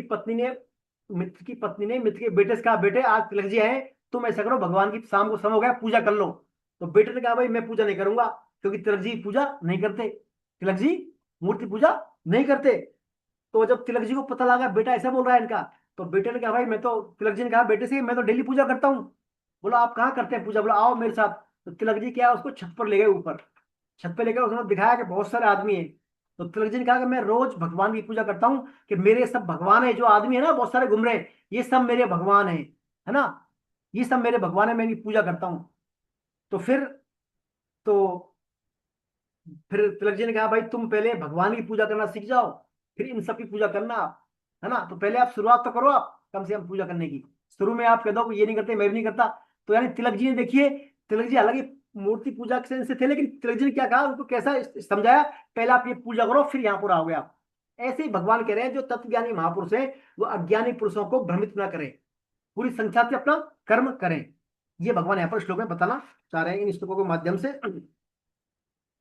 देखिए यदि हम शुरू में ही कह देंगे भाई भगवान तो है ही नहीं, सगुण नहीं है, निर्गुण नहीं है, निराकार है, ऐसा ऐसा बोल देंगे, तो व्यक्ति क्या मोहित हो जाते हैं, फिर कंफ्यूज हो जाते हैं, है ना, नहीं तो वो नहीं कर पाते वो। इसलिए हमें क्या करना है, शास्त्रों के अनुसार जैसा भी कोई व्यक्ति कर रहा है उसको आने आगे आगे आने देना चाहिए पहले, चाहे भले सकामता के लिए कर रहा है तो करने देना चाहिए उसको, उसको मोहित नहीं करना है। ये भगवान यहाँ पर बता रहे हैं। आइए अब पढ़ते हैं श्लोक नंबर 27, 28 और 29। पढ़े, कौन पढ़ेंगे श्लोक 27, 28, 29? शकुंतला जी पढ़े, शकुंतला जी आप पढ़े।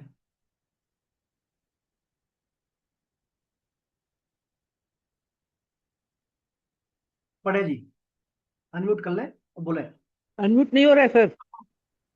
अनम्यूट हो रहा है ना? हाँ हो गया जी, हो गया। जी प्रकृति, एक नंबर कम करना पड़ता।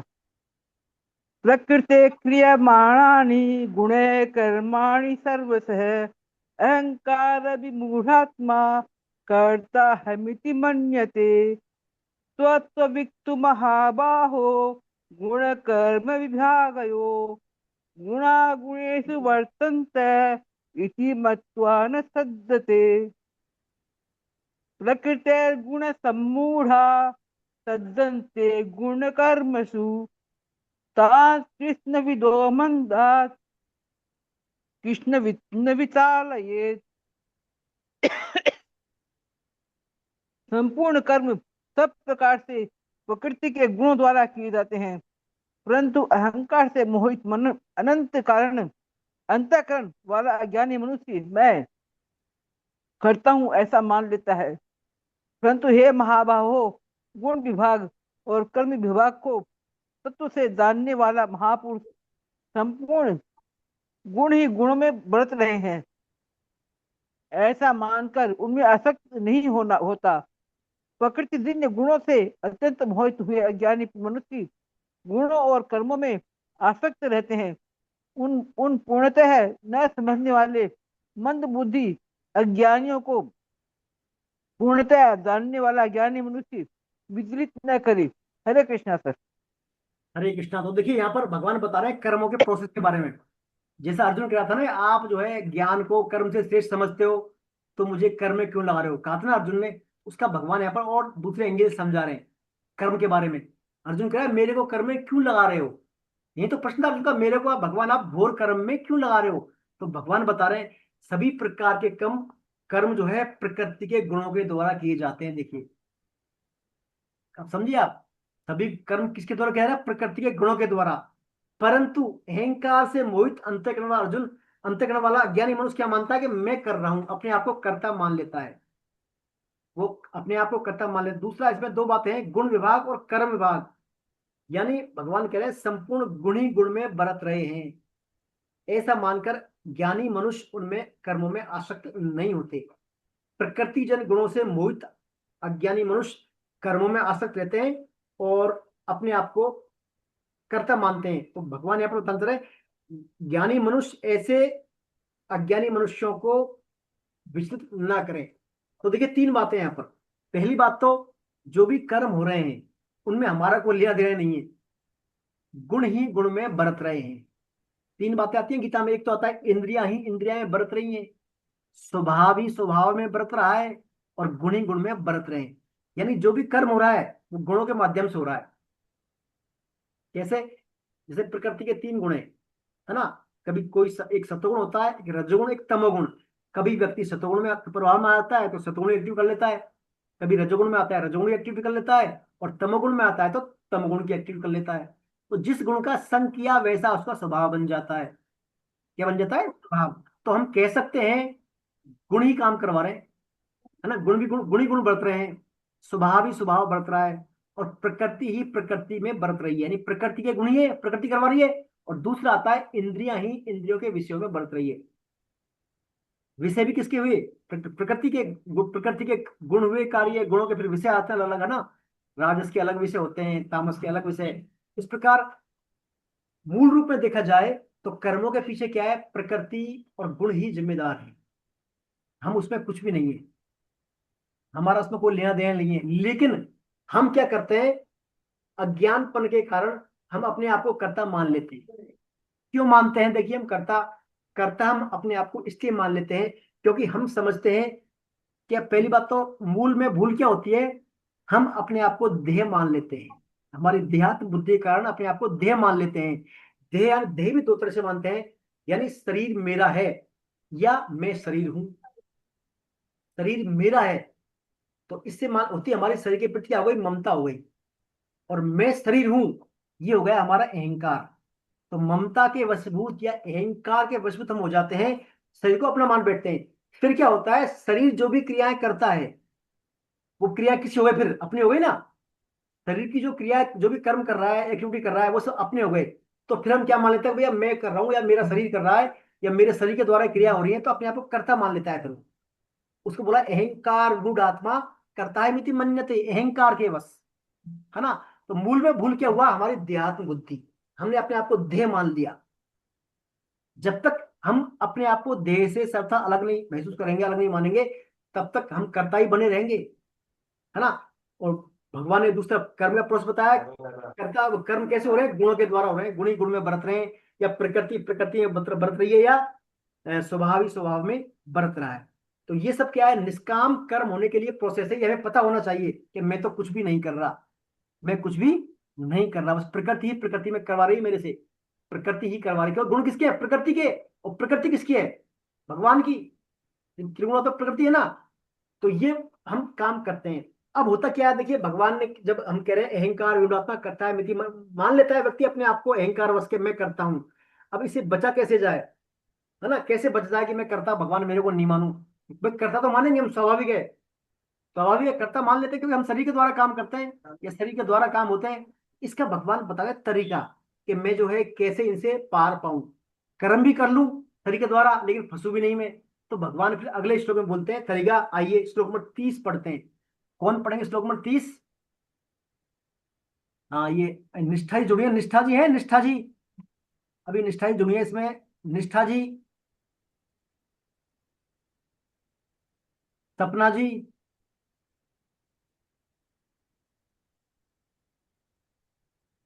अनीता शर्मा जी, एनएम शर्मा साहब, हाँ सपना जी। जी सपना जी, आप बोलेंगे श्लोक नंबर 30। प्लीज अनम्यूट अनम्यूट करें, पहले आप अनम्यूट करें। अनम्यूट करें सपना जी, अनम्यूट।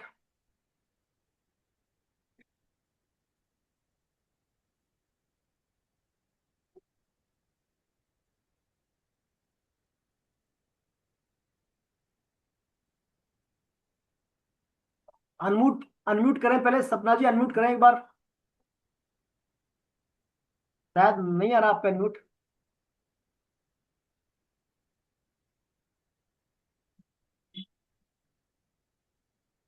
चलिए शिव कुमार अग्रवाल साहब आप बोल रहे सर, शिव कुमार अग्रवाल जी आप अनम्यूट करें। हरे कृष्ण। जी। संबंध ज्ञान कर्म भक्ति का अद्भुत संगम करते हुए श्री कृष्ण संपूर्ण कर्म योग का सार और कर्म करने की शैली इस एक श्लोक में बता रहे हैं। गीता का यह विलक्षण श्लोक है जिसमें तीनों योग आए हैं। यह एक श्लोक संपूर्ण गीता का प्रतिनिधित्व करता है। मयि सर्वाणि कर्माणि सनस्य अध्यात्म चेतसा निराशीर्निर्मयो भूत्वा युद्धस्व विगत ज्वर। तू विवेकमती बुद्धि के द्वारा संपूर्ण कर्तव्य कर्मों को मेरे अर्पण करके कामना रहित, ममता रहित और संताप रहित होकर युद्ध रूप कर्तव्य कर्म को कर। हरे कृष्णा। तो देखिए भगवान ने यहाँ पर मास्टर की बताया है, कर्मों करने की मास्टर की।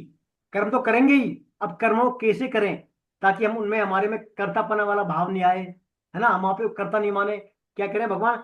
तो विवेकवती बुद्धि के द्वारा संपूर्ण कर्तव्य कर्मों को मेरे को अर्पण करके, वही बात आती है कामना रहित, ममता रहित और संताप रहित होकर युद्ध रूपी कर्तव्य कर्म को कर। देखिए भगवान ने कितना शॉर्ट बताया, बहुत अच्छा फॉर्मूला दिया है यहाँ पर। मयि सर्वाणि कर्माणि सन्न्यस्याध्यात्म चेतसा निराशी निर्मम भूत्वा युधस्व विगत ज्वर है, यानी निर्मम हो जा, मैं मेरापन खत्म हो जाएगा तेरा। तो पहली बात क्या है? विवेकवती बुद्धि, यानी विवेक का उपयोग करें हम, विवेक का उपयोग करें। विवेक का उपयोग क्या है? क्या काम करना है, क्या नहीं करना है, क्या मेरी ड्यूटीज है, क्या डोंट्स है, क्या डूज है मेरे लिए, क्या करना है क्या नहीं करना, है ना, वास्तविक हमारा सही क्या है गलत क्या है। तो फर्स्ट तो विवेकवती बुद्धि का प्रयोग करें, फिर सभी कर्मों को मेरे को अर्पण कर दें। भगवान कह रहे हैं सभी कर्मों को मेरे को कर दें, यानी हम जो भी काम कर रहे हैं उनको भगवान का मान लें कि भैया भगवान के लिए कर रहे हैं। कर्म तो करेंगे ही हम, कर्म तो होगा, कर्म के बिना क्षण रह नहीं सकते। क्यों नहीं हम भगवान की बात के अनुसार इन कर्मों को भगवान को अर्पित कर दें, है ना, कि भगवान के लिए कर रहे हैं। जो भी हम चाहे खा रहे हो, बैठ रहे हो, उठ रहे हो, चल रहे हो, बैठ रहे हो, जो भी कर्म कर रहे हो उनको हम क्या भगवान का मानकर भगवान के लिए कर दें। पहली बात। फिर क्या होगा? ऐसा करने से हमारी कोई में ममता नहीं रहेगी, कोई हमारी कामना नहीं रहेगी। कामना ममता कब होगी? जब हम नाशवान चीजों के आश्रय लेंगे, यानी हमारी ममता वाले उनके लिए कर्म करेंगे या कामना की पूर्ति के लिए कर्म करेंगे, तो हमारा इसमें होगा ना नाशवान वाला मामला। तो नाशवान वाला कंसेप्ट रहेगा नहीं, क्योंकि भगवान के लिए कर रहे हैं। हमारे कर्म वो ट्रांसेंडेंटल कर्म है, दिव्य कर्म है वो, है ना। तो सभी कर्मों को विवेकवती बुद्धि के द्वारा ममता रहित, काम रहित और संताप संताप रहित होकर, संताप यानी पश्चाताप न हो तेरे अंदर कि काश में ये काम जो है उनके लिए कर लेता या उस समय कर लेता ताकि मेरे को ये मिल जाता, ऐसा भाव भी ना रहे। तो ये इसके द्वारा भगवान के ऐसा करने से क्या होगा? हम पाप को प्राप्त नहीं होंगे। तो देखिए सभी कर्मों को मेरे को अर्पित कैसे करें? हम सभी कर्मों को भगवान को अर्पित करें, मेरे को अर्पित कर कैसे करें? अब हम क्या करते हैं, कुछ भी काम करते हैं, भाई मैंने भगवान के लिए कर दिया, मैंने ये भगवान को कर दिया, ये भाव ना रखें मैंने कर दिया। भाई किया हमने, हमारे किसने? मन बुद्धि ने किया, शरीर ने किया। तो ये मन बुद्धि कौन है? हमारी मन बुद्धि इंद्रिय का मालिक कौन है? भगवान। ऋषिकेश, हमारे ऋषिकों के स्वामी कौन है? भगवान। तो मन बुद्धि इंद्रिया किसकी हुई? भगवान की हुई। तो हमारा क्या रहा फिर इसमें? यानी हमने किसी चीज ली, उधार ली, उसको वापस दे दी, तो इसमें हमने कौन सा बड़ा काम कर दिया? किसी से हमने कोई वस्तु उधार ली और उसको दे दी, फिर बाद में उसमें बड़ा काम कौन सा कर दिया हमने? तो ये भाव नारायण के साथ मैंने कर दिया, तेरा तुझको अर्पण क्या लागे मेरा, तेरा तुझको अर्पण। स्वामी जी बताते हैं कि स्टोरी आती है इसमें एक बार। जैसे एक छोटा बच्चा होता है, छोटा बच्चा वो क्या करता है, घर के आंगन में खेल रहा होता है छोटा बच्चा। संयोग से उसको घर के आंगन में पिताजी की तिजोरी की चाबी मिल जाती है, पड़ी हुई वहां पर। पिताजी की तिजोरी की चाबी पड़ी थी वहां पर एक कोने में, उसको मिल गया बच्चे को। तो बच्चा क्या करता है, उस चाबी को उठा के भागता भागता भागता पिताजी के पास जाता है। पिताजी पिताजी ये आपकी चाबी लो। वो देता है, पिताजी पिताजी आपकी चाबी लो, हम लिए मेरे को। तो पिताजी क्या खुश हो जाते हैं उसको देखकर कि वाह बेटा वाह, बहुत बढ़िया, तू इतना बड़ा हो जाना, यानी खुद से ही बड़ा हो जाना कि वाह बेटा बहुत बड़ा हो जाना तू। तो यानी पिताजी ने उसको अपने से बड़ा कर दिया।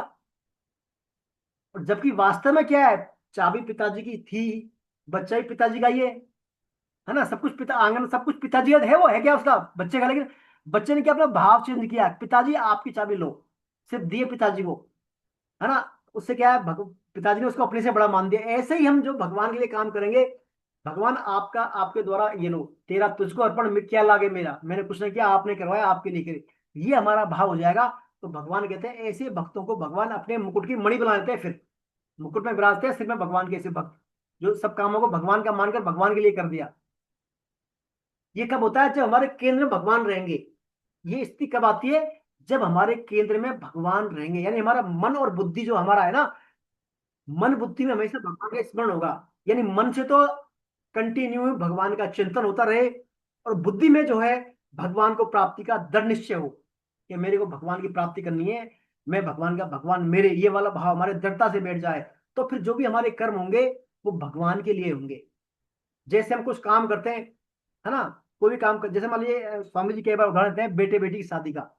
हम बेटी की शादी करते हैं, है ना, तो बेटी की शादी में जो पिता, बेटी का पिता सब जो काम करता है, वो क्या है, मैरिज गार्डन भी करेगा, किराने का सामान भी अरेंजमेंट करवाएगा, ज्वेलरी भी लाएगा, कपड़े भी लाएगा, है ना, टेंट वगैरह सब, कैटरिंग सब करेगा, काम सब करता है वो। लेकिन केंद्र में क्या है? बेटी की शादी के लिए, बेटी की शादी के लिए गार्डन करेगा, बेटी की शादी के लिए ज्वेलरी बनवाएगा, बेटी की शादी के लिए वस्त्र खरीदेगा, बेटी की शादी के लिए हलवाई, केटर, टेंट, सब काम किसके लिए? बेटी की केंद्र में क्या है उसके? बेटी की काम सब कर रहा है वो, लेकिन केंद्र में है सिर्फ क्या? बेटी की शादी। ऐसे ही हम जो भी काम करें, केंद्र में हमारे में क्या रहे? भगवान रहे, तो वो कर्म हमारे क्या हो जाएंगे? भगवत प्रीत्यर्थ कर्म हो जाएंगे, वो सब काम भगवान के लिए हो जाएंगे वो। तो ये जो बात भगवान कह रहे हैं, मई सर्वाणी कर्माणी, यानी सभी कर्मों को मेरे लिए कर, वो बात फिट हो जाएगी यहाँ पर। तो ये कब होगी? जब हमारा एक तो बुद्धि हमारी एक उद्देश्य वाली रहे, मन बुद्धि में, मन में निरंतर भगवान का चिंतन होता रहे, और बुद्धि में माना भगवान की दृढ़ प्राप्ति का, भगवान की प्राप्ति का दृढ़ उद्देश्य हो हमारे में। ऐसा करने से फिर क्या है, हम जो भी काम करेंगे भगवान के लिए होगा, फिर वो भगवान के लिए ही होगा वो, है ना। ये भगवान है, उससे हमारा कोई फिर ऐसा नहीं आया मैं मेरेपन का ज्वर। जैसे मान लिया हम कोई किसी को हमने डोनेशन दे दिया, दान कर दिया, तो ज्वर आता है मैंने कर दिया, ये मैं मेरेपन का है, मैंने कर दिया, तो ये मैं मेरेपन भाव फिर क्या दूर जाता है हमारा। फिर अक्सर हम करते हैं ना, हम किसी पड़ोसी की हेल्प कर देते हैं। मान लीजिए कोई पड़ोसी बीमार हो गया, रात को हमने उसको हॉस्पिटल में एडमिट करवा दिया, या ले गए उसको, है ना, ले गए, वो सही हो गया, और खुदा न खास्ता कभी 10-20 साल बाद बात चलती है कि पहले साहब बहुत साल पहले मैं बीमार हो गया था, हम तुरंत हाँ साहब मैं तो ले गया था हॉस्पिटल आपको, मैं ही तो ले गया था हॉस्पिटल आपको। तो यानी वो जो मैं मेरा पर है ना, मैंने किया, वो भाव बैठा है अभी भी, खत्म नहीं हो भाव वो। तो भगवान यही कह रहे हैं, निराश्रित निर्ममो, भूल जाओ उसको, जो आपने कहा नेकी कर और दरिया में डाल, आपने क्या किया क्या नहीं किया भूल जाइए उसको, आप निर्मम हो जाइए बिल्कुल, उस एक्टिंग से ममता हित हो जाइए आप। ऐसा व्यक्ति क्या करता है फिर? भगवान को प्राप्त हो जाता है, जो सब कर्मों को भगवान को अर्पित कर दे, आसक्ति रहित, ममता रहित और संताप रहित कर्म करेगा, तो वो भगवान को प्राप्त हो जाता है। अब भगवान फिर बताते हैं आने वाले श्लोक में 31 और 32। आइए श्लोक में 31 और 32 कौन पढ़ेंगे? हाँ करें, हैंड रेज करें जो पढ़ना चाहते हैं वो। ये अनीता जी है, अनीता शर्मा जी, अनीता शर्मा जी, एनएम शर्मा साहब, एनएम शर्मा साहब, प्रतिभा जी,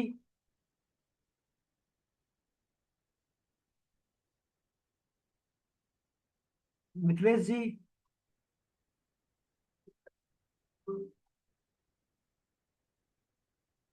चलिए अलका जी आप पढ़िए। अलका जी है, अलका जी,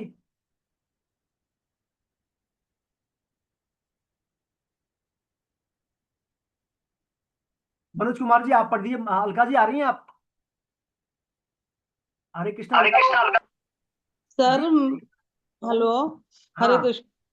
सर मैं नहीं पढ़ पाऊंगी, मेरे आंखों का ऑपरेशन हुआ है चलिए मोदी। चलिए चलिए, तो मैं सॉरी, चलिए कोई बात नहीं, सुनिए आप, सुनिए ना, कोई बात नहीं, कोई बात। हाँ। हाँ अभी मैं किनको बोल रहा था? मनोज कुमार गुप्ता साहब थे ना, अभी मनोज कुमार गुप्ता साहब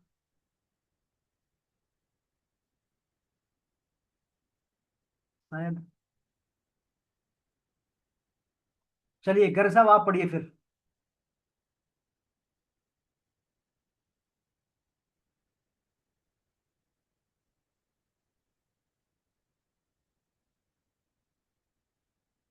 चलिए गर्ग साहब आप पढ़िए, अनिल कुमार गर्ग साहब आप पढ़े फिर। जी। हरे कृष्णा आचार्य जी। पढ़े फिर, पढ़े। ये मां मतमिदं नित्यं नित्यमनुष्ठितन्ति मानवा श्रद्धावन्तो सूयन्ते मुच्यन्ते तेऽपि कर्मभिः ये त्वेतदम्ब सूयन्तो नानुतिष्ठन्ति मे मतम् सर्वज्ञान विमूढास्तात् सर्वज्ञान विमूढास्तास्विद्वन्ति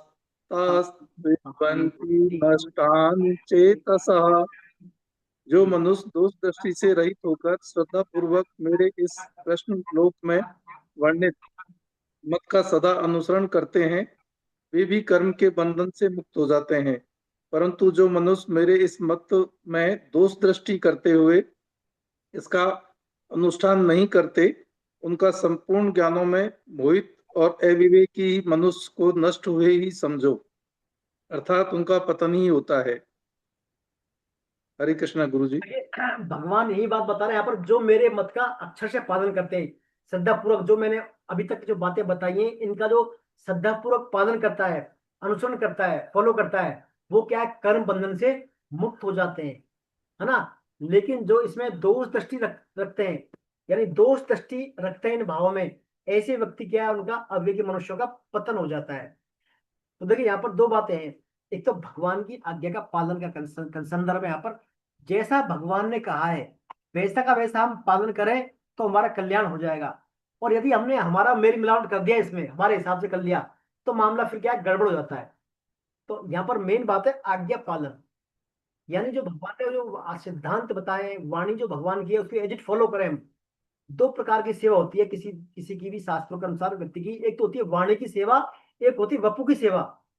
वाणी सेवा उसको बोलते हैं जो जिनके सिद्धांत है, आदेश है, वाणी है, उनके कथन है, उनको हम एज इट अक्षर से पालना करें, तो वो हो गया वाणी की सेवा। और एक होती है वपु सेवा, यानी उनका फिजिकल शरीर की सेवा करें हम, है ना।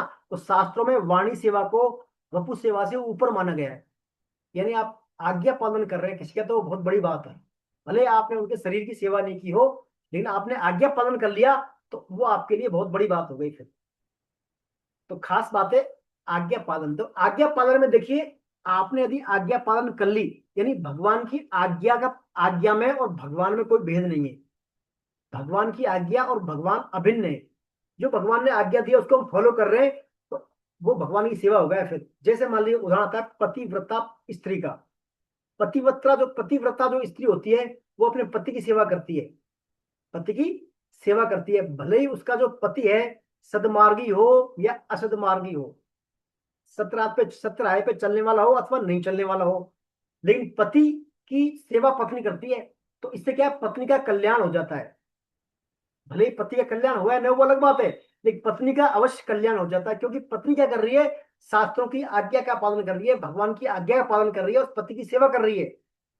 देखिए आज्ञा पालन की ये महिमा है, आज्ञा पालन की ये महिमा है। तो जितनी हम भगवान की आज्ञा का पालन करेंगे उतनी हमारी क्या, भगवान की सेवा हो जाएगी, उतनी भगवान की सेवा हो जाएगी। खाली कोरी बातें करने में हम बातें ले लें, उनकी बातें बोल दें, सुना लें, वो अलग बात है, लेकिन वास्तव में आचरण में लाया इन बातों की आज्ञा पालन करें, वो बड़ा महत्वपूर्ण बात है। इसमें एक हास्य कथा आती है, अपने पंडित जी की आती है। एक जो है बहुत ब्रह्म ज्ञानी पंडित जी थे, है ना। दिन भर वो शास्त्रों की चर्चा में मशगूल रहते थे, ब्रह्म की चर्चा में। बहुत बहुत लोग आते हैं उनके पास, ब्रह्म की चर्चा करते, मशगूल रहते। लेकिन उनकी जो पत्नी थी पंडितायन जी, वो थोड़ी अनपढ़ थी, लेकिन सेवाभावी थी, वो पतिव्रता थी, पति की आज्ञा का फॉलो करती। तो एक दिन जो है पंडित जी ने ब्रह्म सत्र के बाद भोजन पर आए, लंच पर घर। तो घर में जो पंडिता जी ने दाल रोटी बनाई, तो दाल में क्या नमक कम डाल दिया, उन्होंने नमक डालना कम डाल दिया। तो जोर से पंडित चिल्लाए उस पर, क्या आपको ध्यान रहता, तुमने नमक कम डाला है सब्जी में, कैसे बनाइए दाल ये। तो पंडिता जी ने बड़े शांत भाव से कहा, पंडितानी जी ने, उनकी पत्नी ने, आप चिल्लाइए मत, मैं नमक लेकर आती हूँ, नमक डाल लीजिए। और तो पंडित जी ने कहा, तुम गंवार क्या जानती हो, जो दाल में जब पकती है जब भी नमक डाला जाता है, अंततः स्वाद नहीं आता, फिर बाद में क्या नहीं आता, बाद में नमक डालने पर स्वाद नहीं आता, अब डालने से क्या फायदा। तो फिर पंडिता जी को क्या है, थोड़ा आ गई, पंडितानी जी भी थोड़ा ताव में आ गई। तो उन्होंने कहा कि भैया पंडित जी, मैं पढ़ी लिखी भले नहीं हूँ, लेकिन इतना तो समझती हूँ, जिसको ब्रह्म में स्वाद आ गया वो फिर चुटकी भर नमक में उसको स्वाद नहीं पड़ता। फिर यानी आप दिन भर ब्रह्म की चर्चा करते हो, इतनी बड़ी बड़ी ब्रह्म का आपको है, और चुटकी भर नमक के लिए आप जो है उद्विग्न हो गए, कैसा ब्रह्म ज्ञान है आपका। तो कहने का तात्पर्य यह है, यहाँ पर हम भगवान की बातों को आचरण में लाएं, उनको फॉलो करें। हम आचरण में लाए नहीं और खाली कोरी बातें बातें कर ले, और हम छोटी मोटी फिर उससे हम उद्विग्न हो जाएं, क्रोधित हो जाएं, है ना, हलचल हो जाए हमारे अंदर, तो फिर वो क्या है, ठीक नहीं लगता, सही नहीं है शास्त्रों के अनुसार। यानी वो बातें आपको प्रॉपर लाभ नहीं कर रही फिर वो बातें। तो मेन बात है हम शास्त्रों की आज्ञा का पालन करें, उनको आचरण में लाएं, ये यहाँ पर भगवान बताना चाह रहे हैं। आइए इसके बाद भगवान बताते हैं आगे, श्लोक नंबर 33 और 34 पढ़ें। कौन पढ़ेंगे श्लोक नंबर 33 और 34? हैंड रेज कर दें, जो पढ़ना चाहते हैं हैंड रेज कर दें। प्रभुदयाल मिश्रा साहब आप पढ़ेंगे?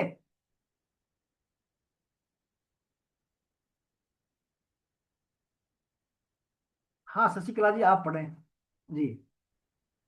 हाँ जी। पढ़ें सर पढ़ें। हाँ जी। श्री राधे साहब, जय श्री कृष्ण। राधे।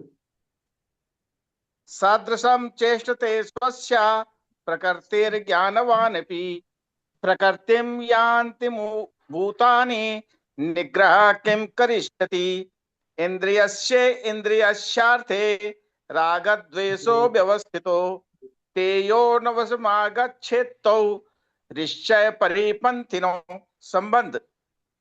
भगवान के मत को न मानने के पीछे आप सर मूल कारण अर्थ पढ़िए, अर्थ पढ़िए, नीचे नीचे वाला पढ़िए अर्थ, नीचे वाला ठीक है ना।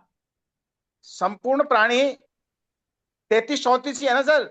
हाँ हाँ हाँ। संपूर्ण प्राणी प्रकृति को प्राप्त होते हैं।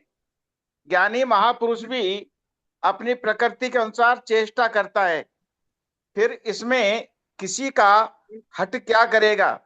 इंद्रिय के अर्थ में प्रत्येक इंद्रिय के प्रत्येक विषय में मनुष्य के राग और द्वेष व्यवस्था से अनुकूलता और प्रतिकूलता को लेकर स्थित है। मनुष्य को उन दोनों के वश में नहीं होना चाहिए, क्योंकि वे दोनों ही परमार्थिक मार्ग में विघ्न डालने वाले शत्रु हैं। हरे कृष्णा हरे कृष्णा। तो देखिए भगवान ने यहाँ पर प्रोसेस बताया है, भगवान ने यहाँ पर प्रोसेस बताया हमारी कामनाओं के बारे में, हम कैसे आते हैं। संपूर्ण प्राणी प्रकृति को प्राप्त होते हैं, ज्ञानी महापुरुष भी अपनी प्रकृति के अनुसार ही चेष्टा करता है। यानी भगवान कह रहे हैं इंद्रिया के अर्थ में मनुष्य में राग और द्वेष स्थित होते हैं। मनुष्य को उन दोनों के वश में नहीं होना चाहिए, क्योंकि दोनों ही परमार्थिक मार्ग में विघ्न डालने वाले शत्रु हैं।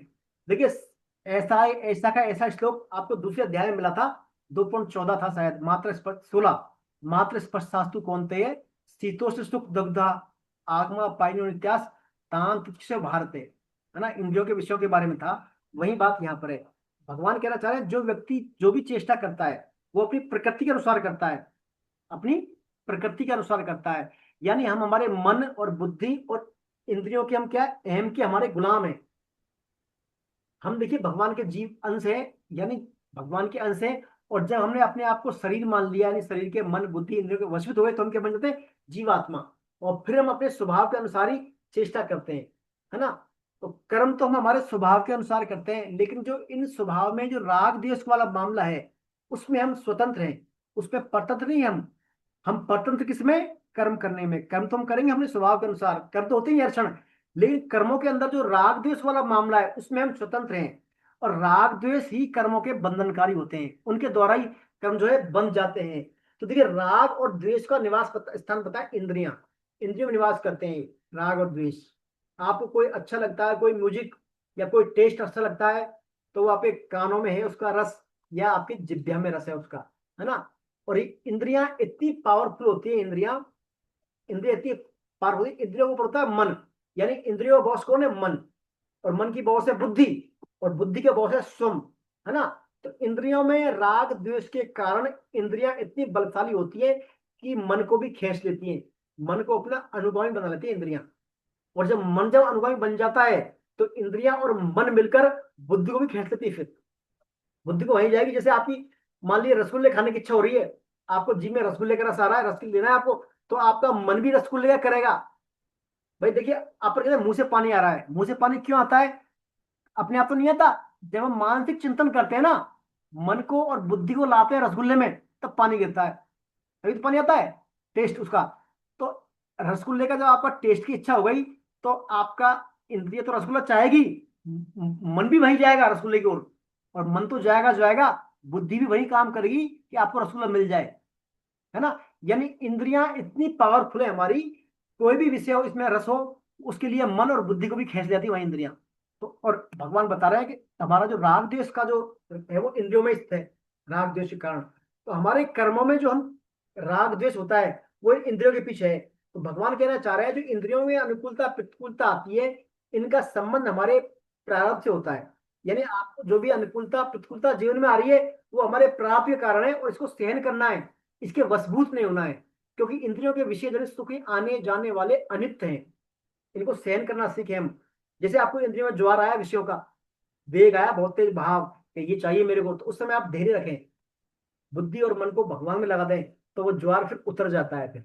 और आपने यदि उसके वशीभूत हो गए, उसके साथ बह गए, तो फिर वो आपका मन और बुद्धि वहीं जाएगा, फिर वो काम कर बैठेंगे आप। तो भगवान यही बता रहे हैं यहाँ पर, इंद्रियों का संयम। दूसरी बात, अब कर्म तो सभी करते हैं हम, लेकिन कर्म करने में हमारी स्वभाव की प्रमुखता है। हमारा जो जैसा स्वभाव होगा, और स्वभाव भी हमारा क्या है, पिछले जन्मों के कर्मों से आता है, हमारे कारण शरीर के माध्यम से।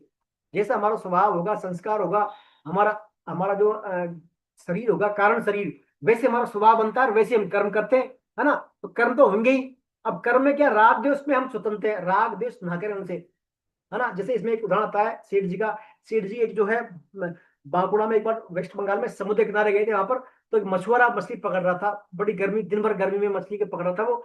तो सेठ जी ने बोले, भाई क्या करते हो आप, मछली पे पकड़ते हो? बोलो पैसे कमाने के लिए। कितने पैसे मिलते हैं? बोलो 4 आने मिलते हैं महाराज। बोला आपको मैं 8 आने दूंगा, ये काम छोड़ दो, मेरे पास आइए, आप मेरे वहां जाना कल ऑफिस में। तो वहां चला गया वो नेक्स्ट डे। तो सेठ जी ने कहा, भाई ये माला पकड़ो, ऊपर कमरे जाके बैठ जाओ, राम राम का उच्चारण करो आप। तो उसने क्या, राम राम को उच्चारण किया, और उसे शाम को 8 आने दे दिए, उसको डबल पैसे मिल गए। चला गया वो। बोल कल भी आ जाना, डेली यहीं आया करो आप। तो नेक्स्ट डे वो बंदा नहीं आया, फिर नहीं आया। तो सेठ जी फिर वहां पर गए एक दिन, दूसरा समुद्र किनारे 2 दिन बाद गए, तो वहीं मछली पकड़ा था। तो उससे पूछा कि भाई आप वहां क्यों नहीं आए फिर? बोलो महाराज मेरे बस की बात थी, राम नाम लेना, मैं तो यही काम करूंगा। क्योंकि उसके स्वभाव में वही संस्कार है उसके में। तो हमारा स्वभाव के परवश होकर ही कर्म करते हैं हम। अब लेकिन उनमें राग करें या द्वेष करें, ये हमारे पर निर्भर करता है, उसमें हम स्वतंत्र हैं। तो कर्मों को क्या, राग द्वेष मुक्त बनाने में हम स्वतंत्र हैं। वो हम, भगवान ने बताया उसको हम तरीका, हमने पिछली बार पढ़ा था ना, एबीसीडी वाला फॉर्मूला अपनाएंगे हम।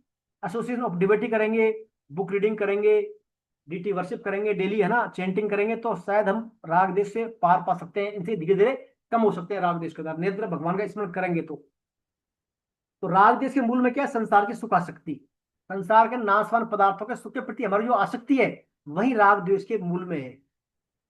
मान लीजिए आपके अंतःकरण में, आपके इंद्रियों में बैठा है किसका, पैसे का राग बैठा है, पैसे कमाने का। तो आपके मान लीजिए 100 रुपए खो गए, या 1,000 रुपये चुरा ली किसी ने, तो आपको दुख होगा। दुख क्यों होगा? क्योंकि आपके अंतःकरण में रुपयों का राग था।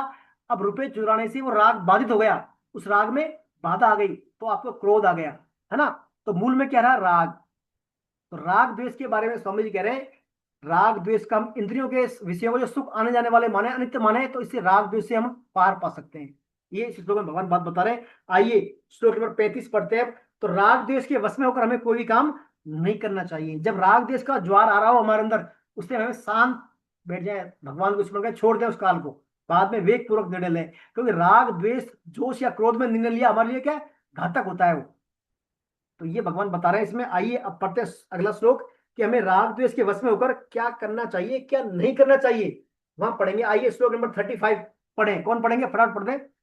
श्लोक नंबर 35 सुखबीर जी आप पढ़ दें। सुखबीर जी सर आप पढ़ दें श्लोक नंबर 35।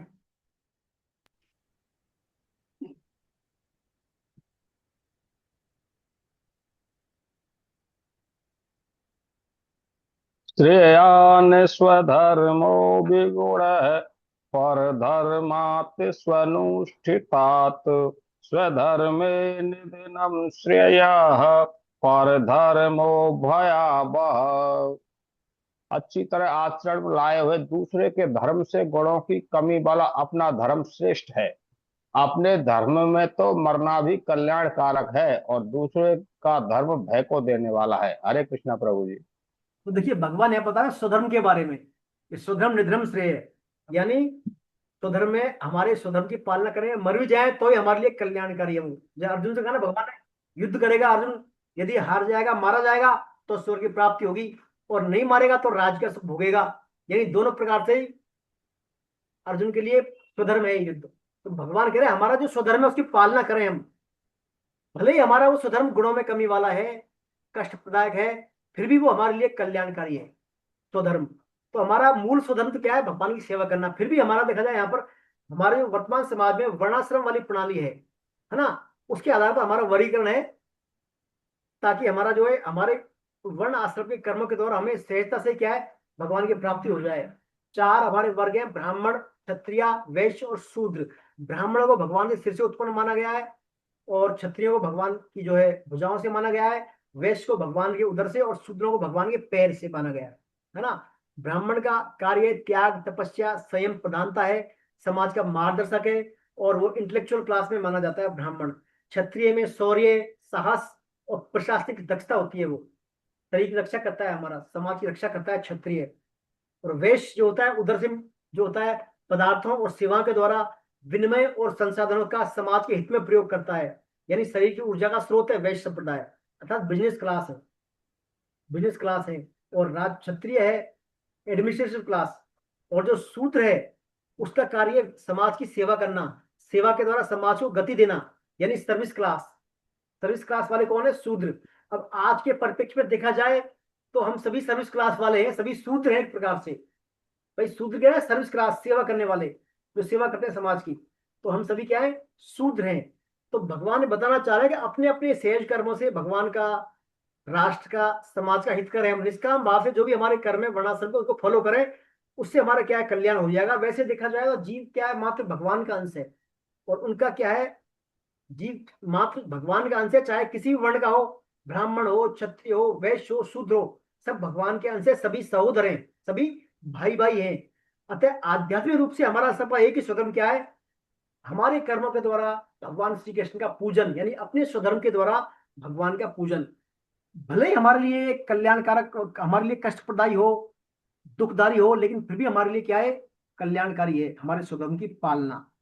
तो ये भगवान ने बता दिया कि स्वधर्म पालना करें, जो भी हमारा स्वधर्म है उसकी पालना करें, उससे हमारा कल्याण हो जाता है।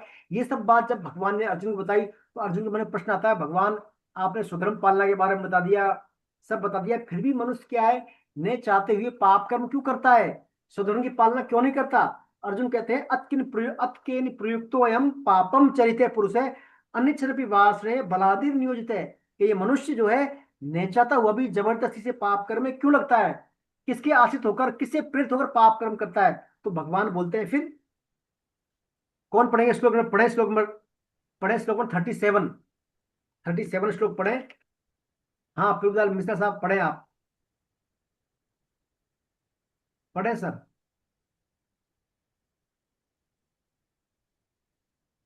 पढ़े प्रभुदयाल जी, पढ़े आप। हाँ जी, हरे कृष्ण।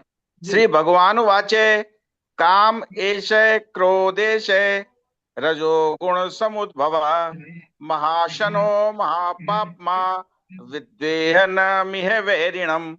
रजोगुण से उत्पन्न यह काम अर्थात कामना ही पाप का कारण है। यह काम ही क्रोध में परिणित होता है। यह बहुत खाने वाला और महापापी है। इस विषय में तू इसको ही बैरी जान। हरे कृष्णा। तो देखिए भगवान बता रहे हैं कामना, कामना जो है ये क्या है? कामना ही हमारे सभी पापों का कारण है, क्योंकि मनुष्य क्या है? मात्र रजोगुणी है, मनुष्य रजोगुणी है। तो रजोगुण के द्वारा हमारे अंदर कामना आती है, और कामना ही सब पापों का मूल है। जितने भी पाप कर्म हो रहे हैं हमारे, उनके कामना से हो रहे हैं। देखिए एक तो होते हैं दो प्रकार के कर्म होते हैं, एक तो निषिद्ध आचरण निषिद्ध कर्म, एक होते हैं विधायी कर्म। कुछ कर्म तो शास्त्रों के अनुसार नियत होते हैं, कुछ कर्म निषिद्ध होते हैं। तो नियत कर्मों में तो हमारा स्वभाव होता है, पुरुषार्थ हमारा स्वभाव, स्वभाव के आधार पर कर लेते हैं, जो हमारा स्वभाव ऐसे कर्म करेंगे हम। लेकिन जो निषिद्ध आचरण है उनमें हमारी कामना का कंसेप्ट होता है, कामना जिम्मेदार होती है उनके लिए। कामना कामना आपकी, जैसे मान लीजिए बहुत ज्यादा रुपए पैसे कमाने की है, तो फिर आप निश्चित आचरण कर दोगे, यानी अपने धंधे में मिलावट भी करोगे, बेईमानी करोगे, काम चोरी करोगे, तो एक कामना आ गई वहां पर। तो कामना के वशीभूत व्यक्ति क्या है? कामना क्या करती है? अंधा कर देती है व्यक्ति के विवेक को, ढक देती है कामना। और विवेक जब ढक जाता है तो अच्छा बुरे का फिर व्यक्ति निर्णय नहीं कर पाता, बुरे काम भी उसको अच्छे लगने लगते हैं फिर, है ना? बुरे काम भी अच्छे लगने लगते हैं। तो कामना का खास रोल है हमारे इसमें पतन में, हमारे गलत काम करने में, पाप कर्म करवाने में। कामना तो कामना का त्याग अति आवश्यक है। तो कामना के लिए भगवान बता रहे हैं और विस्तार से। श्लोक नंबर 38, 39, 40 में पढ़ें। कौन पढ़ेंगे श्लोक 38, 39, 40? पढ़े, हैंड रेज करें। सुखबीर सर आप पढ़ दें फिर। Yes sir, yes sir. जी 37, 38, 39, 40 सर। 38, 39, 40 सर। धूमे नाव्रियते बन्हिर् यथा दर्शो मलेन च यथोल्वे नाव्रतो गर्भस तथा तेनेदिमाव्रतम् आवृतम ज्ञानमेतेन ज्ञानिनो नित्यवैरिणा कामरूपेण कौन्तेय दुष्पूरेणानलेन च इंद्रियाणि मनोबुद्धि रस्याधिष्ठानमुच्यते एतैर्विमुख्यते स ज्ञानमावृत्य देहिनम्। जैसे धुएं से अग्नि और मैल से दर्पण ढका जाता है तथा जैसे जेर से गर्भ ढका रहता है, ऐसे ही उस कामना के द्वारा यह ज्ञान अर्थात विवेक ढका हुआ है। हे कुंती नंदन, इस अग्नि के समान कभी तृप्त ना होने वाले और विवेकियों के कामना रूप नित्य बैरी के द्वारा मनुष्य का विवेक ढका हुआ है। इंद्रियां, मन और बुद्धि इस कामना के वास स्थान कहे गए हैं। यह कामना इंद्रिय, मन और बुद्धि के द्वारा ज्ञान को ढककर देहाभिमानी मनुष्य को मोहित करती हैं। हरे कृष्ण प्रभु जी। हरे कृष्णा। देखिए कामना के बारे में भगवान ने विस्तार पूर्वक बता दी कामना क्या है। देखिए कामना मैंने कहा ढक लेती है, हमारे विवेक को ढक देती है। जैसे धुएं जो है अग्नि से और मेल दर्पण से ढक जाता है, ऐसे ही ये हमारी विवेक को ढक देती है कामना। आप देख लीजिए, जैसे मान लीजिए किसी के अंदर कामना आ जाती है, आप चाहे राजनीतिक परिप्रेक्ष्य में देखें चाहे किसी तो कामना के वश होकर व्यक्ति ने जो अवांछनीय काम भी कर बैठता है। आप किसी पॉलिटिशियन नेता को देख लीजिए, उसकी मान लीजिए वोट बैंक पर नजर है, तो ऐसे निश्चित निश्चित फैसले लेगा वो जो समाज के लिए अहित में है, लेकिन क्योंकि वहां पर कामना है उसकी, है ना।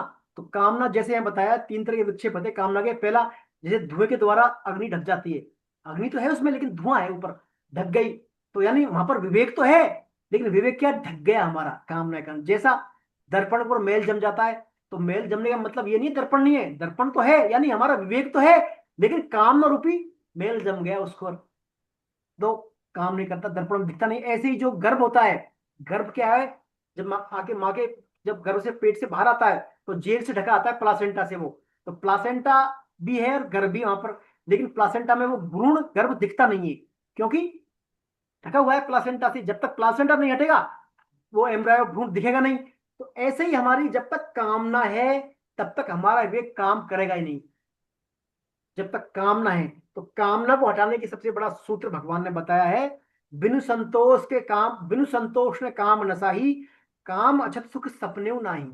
यानी आपके अंदर संतोष नहीं है तो संतोष के बिना कामना का नाश नहीं होगा, और जब तक कामना रहेगी तब तक सपने में भी सुख नहीं मिलेगा आपको। जब तक आपके अंदर कामना है सपने में भी सुख नहीं मिलेगा। और श्री राम के भजन के बिना कामना मिट नहीं सकती, क्योंकि जैसे बिना धरती के पेड़ नहीं लग सकते, ऐसे ही भगवान के भजन के बिना, भगवान के सम्मुख हुए बिना हमारी कामना मिट नहीं सकती। तो कामना के लिए यहाँ पर सर्वथा सर्वथा भगवान के समर्पण हो जाना हमारे को।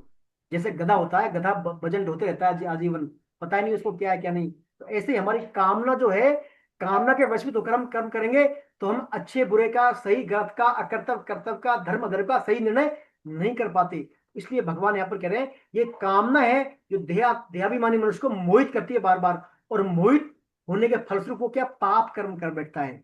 जबकि भगवान ने बताया कि आपका सुधर्म पालन करें, तो सुधर्म पालन तो करेगा नहीं वो, और क्या करेगा, पाप कर्म कर देगा। किसके कारण, कामना के कारण। तो ये भगवान ने कामना को बताया है, बड़े आई खतरनाक है, बहुत खाने वाली है, महापापी और बैरी है। तो इसको भगवान क्या कह रहे हैं, इस कामना से पार कैसे पाएं। तो भगवान ने पहले बताया भगवान के सम्मुख होना, भगवान का भजन करें, और फिर भगवान और तरीका बताते हैं, साइंटिफिक तरीका। आने वाले श्लोक नंबर 41, 42 और 43 पढ़े आप। कौन पढ़ेगा, एनएम शर्मा साहब आप पढ़ें श्लोक नंबर 41, 42, 43। एनएम शर्मा साहब आपके दर्शन अभी हुए मेरे को। सर अनम्यूट करें। हाँ बोले, श्लोक नंबर 41। गुरुदेव आज स्थिति पढ़ने की नहीं है, बाहर हूँ आज। प्रणाम। चलिए राधे चलिए, राधे। कोई बात नहीं, आज कोई बात किताब नहीं। नहीं है पास में।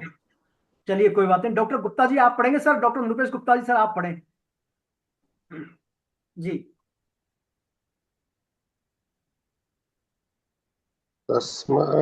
तस्मादिन्द्रियाण्यादौ नियम्य भरतर्षभ पाप्मानं प्रजह्येनं ज्ञानविज्ञाननाशनम् इन्द्रियाणि परायाणयुः इन्द्रियेभ्यो परं मनः मनसस्तु परा बुद्धियो बुद्धे परतस्तु सः एवं बुद्धे परं बुद्धा संस्थाभ्यमात्मनात्मना जहि शत्रु महाबाहो कामरूपम दुरासदम। इसलिए हे भरतवंशियों में श्रेष्ठ अर्जुन, तू सबसे पहले इंद्रियों को वश में करके इस ज्ञान और विज्ञान का नाश करने वाले महान पापी काम को अवश्य ही बलपूर्वक मार डाल। इंद्रियों को स्थूल शरीर से पर श्रेष्ठ, सबल, प्रकाशक, व्यापक और सूक्ष्म कहते हैं। इंद्रियों से पर मन, मन से भी पर बुद्धि और बुद्धि से भी पर वह काम है। इस तरह बुद्धि से पर काम को जानकर अपने द्वारा अपने आप को वश में करके हे महाबाहो, तू इस काम रूप दुर्जय शत्रु को मार डाल। तो देखिए भगवान ने बताया तरीका काम को कैसे मारे। दुर्जय शत्रु बुलाया इसको, क्या दुर्जय यानी इसको जय पाना, इस पर विजय पाना बहुत टेढ़ा काम है काम पर। तो भगवान कह रहे हैं यहाँ पर सबसे पहला क्या है, सबसे पहला काम है इंद्रियों का संयम करना। भाई बेसिक जो काम रहा, कहाँ रहते हैं, हमारी इंद्रियों में निवास करते हैं। अब निवास स्थान को हम संयमित कर लेंगे तो कहाँ रहेंगे बेचारे फ्री, है ना। तो पहला कंसेप्ट है इंद्रियों का संयम करें, इंद्रियों को संयम करें। तो इंद्रिया संयम की हमारी पहली बात है। अब देखिए इंद्रियों से ऊपर क्या आता है, इंद्रियों का मालिक कौन है? जैसे सबसे नीचे आता है शरीर आता है, इससे ऊपर इंद्रियां आती हैं, इंद्रियों ऊपर मन आता है और बुद्धि आती है, फिर हम स्वम आते हैं। तो भगवान कह रहे हैं इंद्रियों को संयमित करें पहले। तो इंद्रियों को संयमित करने के लिए जो इंद्रियों का बॉस है मन को पहले करें हम, है ना। तो मन को पहले हम कंट्रोल करें। अब मन को क्या है, जितना हम व्यस्त रखेंगे ना उतना ही जो है भगवान में, चिंतन में, भगवान के नाम में, भगवान के रूप में, भगवान के गुण लीला धाम, जितना मन को हम एंगेज रखेंगे उतना ही वो क्या मन सही रहेगा, इंद्रियों को कंट्रोल कर पाएगा, है ना। कहते हैं खाली दिमाग शैतान का घर। मन खाली रहा तो भागेगा वो इधर उधर, है ना। तो मन को हम ज्यादा से ज्यादा भगवान नाम में एंगेज रखें। और जब मन हमारा बिजी रहेगा तो इंद्रियां भी क्या है, इधर उधर विषयों की तरफ नहीं भागेंगी। और एक भी यदि इंद्रियां पावरफुल हो गई तो फिर नहीं बैठता। तो पहली बात है इंद्रियों का संयम। तो इंद्रिय संयम में भगवान ने बताया है तरीका कि हमारी इंद्रियों में सबसे महत्वपूर्ण है जिह्वा और उदर। जिह्वा और उदर। जिह्वा से हम क्या करते हैं, दो काम करते हैं, भगवान का नाम लेना करें, जिह्वा से भोजन करें, भोजन लेते हैं और बात करते हैं ना। तो बात करने में क्या करें, भगवान का नाम का गुणगान करें, ज्यादा से ज्यादा नाम जप करें। और हाल समय भगवान को छड़ा हुआ प्रसाद या भगवान को ऑफर किया हुआ जो प्रसाद भोग है वो खाएं। भगवान को जो भोग ने ऑफर कर दिया उसको प्रसाद के रूप में ग्रहण करें। ये काम करेंगे जिह्वा संयमित होगी। और जिह्वा जो हमारी संयमित होगी, बाकी चार इंद्रियां हैं वो स्वतः ही मतलब अपने ट्रैक पर रहेंगी। तो बेसिक बात है इंद्रियों का संयम। फिर आती है बात मन की बात। अब मन के बारे में बताया कि ज्यादा से ज्यादा मन को एंगेज रखें भगवत संबंधी कार्यों में, क्योंकि मन जो है इंद्रियों से सूक्ष्म है। मन जानता है कि किस इंद्रियों को किस चीज की आवश्यकता है, कौन सी इंद्रिय को किस रस की आवश्यकता पड़ रही है, भी मन जानता है ना। तो मन जब जानता है इन बातों को, तो मन को हम क्या है, मन पर नियंत्रण करने के लिए जितने जितना भगवान नाम जाप करेंगे, जितना जितना भगवान में रहेगा मन हमारा, तो भगवत कृपा से इंद्रियां भी मन के अधीन रहेंगी, फिर नहीं जाएंगी इधर उधर फिर। और मन से ऊपर है बुद्धि। अब बुद्धि में आपने दृढ़ निश्चय कर लिया भगवत प्राप्ति का, भगवान के मन लगाने का, भगवान की प्राप्ति का निश्चय का, तो मन भी रहेगा कंट्रोल में और इंद्रिया भी कंट्रोल। क्योंकि मन जो है ना, इंद्रियों से पावरफुल मन है और मन से पावरफुल बुद्धि है, सूक्ष्म भी है और पावरफुल भी है। तो बुद्धि में आपका दृढ़ निश्चय हो गया, एक निश्चय वाली बुद्धि हो गई, है ना। तो स्वतः ही मन और इंद्रिया रहेंगी। और बुद्धि से ऊपर है स्वम, यानी हमारा अहमता, हमारा आत्मा, हमारे अहमता, हमारा होनापन का जो हमारा भाव है ना, हमारी अहमता, वो सबसे ऊपर है। तो हमारे होनेपन में हम ये स्वीकार कर लें, हमारी अहमता में, कि मैं भगवान का हूं, भगवान मेरे हैं, मैं भगवान का हूं, भगवान मेरे हैं। तो हम क्या, भगवान के सम्मुख होने से फिर हमारा बुद्धि, मन, इंद्रियां, तीनों ही क्या है, भगवान के लिए समर्पित हो जाएंगी। वो भाई सर्वाणी कर्माणी वाला मामला हो जाएगा। फिर सभी कर्म भगवान को समर्पित हो जाएंगे, और फिर स्वतः ही आसक्ति, ममता, कामना, स्पृहा, संताप, इससे क्या है, धीरे धीरे कर्म शुरू इनका नाश होता चला जाएगा। तो भगवान यहाँ पे यही कह रहे हैं कि मन, बुद्धि, इंद्रियां, मन, बुद्धि सबको तू क्या है, परे जानकर अपने आप को वश में करके महाभाव सबसे पहले तो इस काम रूप दुर्जय शत्रु को मार डाल। जब हमारी अहमता बदल जाएगी, अहमता क्या, मैं भगवान का, भगवान मेरे, ये तो हमारी सही बात है। और हमने मान लिया कि मैं शरीर हूं और शरीर की आवश्यकताएं मेरी आवश्यकताएं, शरीर की जो भी एक्टिविटी है वो मेरा दायित्व है। तो ये फिर हमारा क्या है, संसारिक आसक्ति वाला मामला हो जाएगा, है ना। तो शरीर को हमने मान के हमें अपने आप को भगवान का अंश माने, भगवान के ही माने और भगवान को अपने माने। ऐसा मानने से हम क्या है, काम पर विजय पाने की दिशा में बढ़ सकते हैं आगे।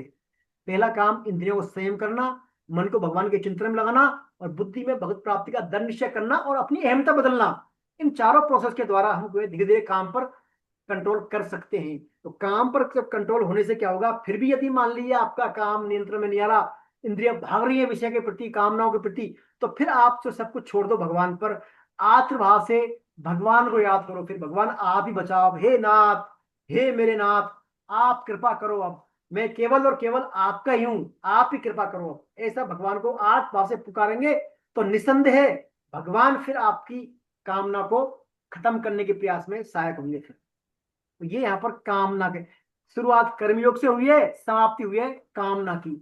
तो देखिए कर्मयोग, कर्मयोग में कर्म तो हो गया संसार के लिए, कर्म करना है संसार के लिए, परमात्मा के लिए, और योग करना है अपने लिए। वो कब आएगा, जब हम सभी कर्मों को भगवान को समर्पित कर देंगे। यानी हमें अहमता क्या करनी है हमारी, मैं भगवान का, भगवान मेरे, इस भाव से कर्म करेंगे तो सभी कर्म किसके हो गए, फिर भगवान के हो गए। क्योंकि मैं भगवान, मैंने मान लिया मैं भगवान का ही हूं, तो जो भी मैं कर्म करूंगा वो किसके होंगे, फिर भगवान के। तो भगवान को अर्पित हो गए वो कर्म। ऐसा करने से फिर क्या है, हमारा योग बन जाते हैं, समता में आ जाते हैं, तो हमारा कर्मयोग सिद्ध हो जाता है। तो ये भगवान ने बात यहाँ कर्मयोग में बताई। कर्मयोग के माध्यम से भगवान अर्जुन को यही देना चाह रहे हैं, अर्जुन तो युद्ध तो करना ही है, युद्ध के बिना तू रह नहीं सकता, क्योंकि तेरी छात्र प्रवृत्ति है, और वैसे भी हर क्षण, एक भी क्षण कर्म के बिना मनुष्य रह नहीं सकता। युद्ध तो तेरे को करना ही है, क्यों नहीं तू युद्ध को उस भाव से कर, मेरे को अर्पित कर, मई सर्वाणी कर्माणी, उस भाव से कर्म करेगा तो ये कर्म तेरे युद्ध रूपी कर्तव्य कर्म तेरे लिए कल्याणकारी होगा। क्योंकि स्वधर्म क्या क्या है, भले ही कष्टप्रदायक हो लेकिन है कल्याणकारी। तो ये भगवान ने कर्मयोग के माध्यम से अर्जुन को यहाँ पर ये बात बताई है। अब कोई भी आपकी इसमें शंका हो, कोई प्रश्न हो तो बोले आप कर्मयोग के बारे में। सर जी सर हाँ जी सर, जगह जगह प्रकृति का वर्णन आया है। प्रकृति एक तो दृश्य जगत है जो सामने दिखाई दे रही है, जी और एक अपनी हमारी स्वयं की प्रकृति है। जी तो प्रश्न यह है सर कि जैसे प्रकृति के परवश हुए प्राणियों से प्रकृति जन गुण कर्म करवा ही लेते हैं, तो खुद की प्रकृति है या सामने जो दृश्य जो दिखाई दे रही है वो प्रकृति है? देखिए सर, खुद की प्रकृति का निर्धारण भी सामने की प्रकृति से होता है। हमारी जो प्रकृति, हमारा स्वभाव जो है ना, खुद की प्रकृति यानी खुद का स्वभाव।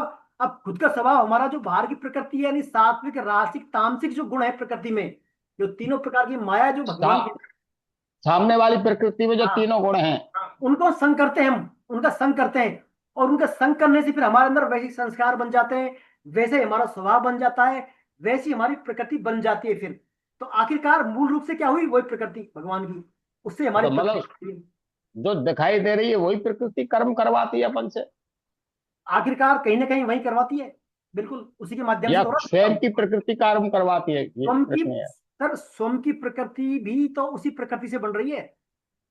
तो हमारा जो कारण शरीर है ना, हमारी प्रकृति क्या, प्रकृति यानी हमारा स्वभाव, हमारा कारण शरीर। कारण शरीर में हमने जो जो कर्म किए, बाहर की प्रकृति के गुणों का वशीभूत होकर जो जो कर्म किए, जो जो कामनाएं की, उनसे हमारा जो है संस्कार बन गए, स्वभाव बन गया, वो हमारी प्रकृति बन गई। फिर हमारी प्रकृति के माध्यम से वशीभूत हो रही है। जैसे मैंने बताया मछुआरा, मछुआरा जो लड़का था वो भगवान के भजन में उसकी काम नहीं लगा, उसका प्रकृति कहाँ ले गई, उसको मछली पकड़वाने में। तो प्रकृति तो हमारी प्रकृति है, लेकिन आखिरकार हमारी प्रकृति का निर्धारण भी उसी प्रकृति से होता है, प्रकृति के गुणों से होता है। गुण प्रकृति स्वभाव सब एक ही बात है, सभी गुण प्रकृति स्वभाव सब सर एक ही बात है। और वो प्रकृति अपना प्रकृति है भगवान की, उसी से निर्धारित होता है सब कुछ। हम भी भगवान का, तो हमारा शरीर है, ये भगवान क्या प्राप्त करती है? पृथ्वी जल अग्नि वायु आकाश से मिलकर बना है, वो भी पृथ्वी जल अग्नि वायु आकाश है, इसमें विलीन हो जाता है वो। तो आखिरकार है तो वही प्रकृति, चाहे हमारी हो चाहे बाहर की हो, लेकिन करते हम हमारे स्वभाव के वशीभूत होकर कर्म में। अब कर्म तो हम कर रहे हैं हमारी प्रकृति वशीभूत होकर, जैसे आपने प्रश्न पूछा है, लेकिन उन कर्मों में राग द्वेष हो या ना हो, इस बारे में हम स्वतंत्र हैं। हम हमारे विवेक का उपयोग कर सकते हैं इसमें, विवेकवती बुद्धि के द्वारा, कि इसमें राग करना चाहिए क्या द्वेष करना चाहिए, या राग द्वेष से मुक्त हो ये कर्म हमारे। ये बात है सर इसी जी। जी। और किसी का कोई प्रश्न?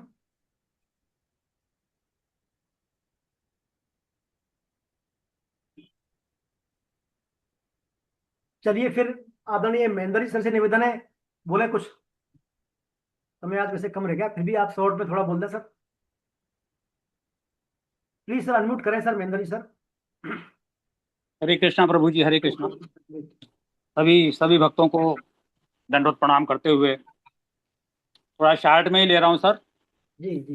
पूरा नहीं समरी ले रहा हूँ, कि भगवान अर्जुन के माध्यम से हम सभी जीवों को एक स्पष्ट संदेश दे रहे हैं कि हमें पशुओं की तरह आहार निद्रा भय मैथुन में ही जीवन नष्ट नहीं करना है, परंतु जीवन का प्रत्येक क्षण श्री कृष्ण की प्राप्ति हेतु सारे कर्म करने चाहिए। मानव मात्र का अंतिम उद्देश्य आत्माराम हो जाना है। शरीर संसार से किसी प्रकार का स्वार्थ संबंध न रखते हुए प्रभु को ही सारे कर्म अर्पण करते हुए करेंगे तो किसी भी कर्म का हमें पाप नहीं लगेगा। आसक्ति ही मनुष्य का पतन कराती है, कर्म नहीं। निष्काम भाव से कर्म करते हुए साधक की स्थिति स्वतः परमात्मा में ही होती है। अतः हमें असत यानी संसार से विमुख होकर भगवान के सम्मुख होकर सारे कर्म उनकी प्रसन्नता के लिए ही करना है।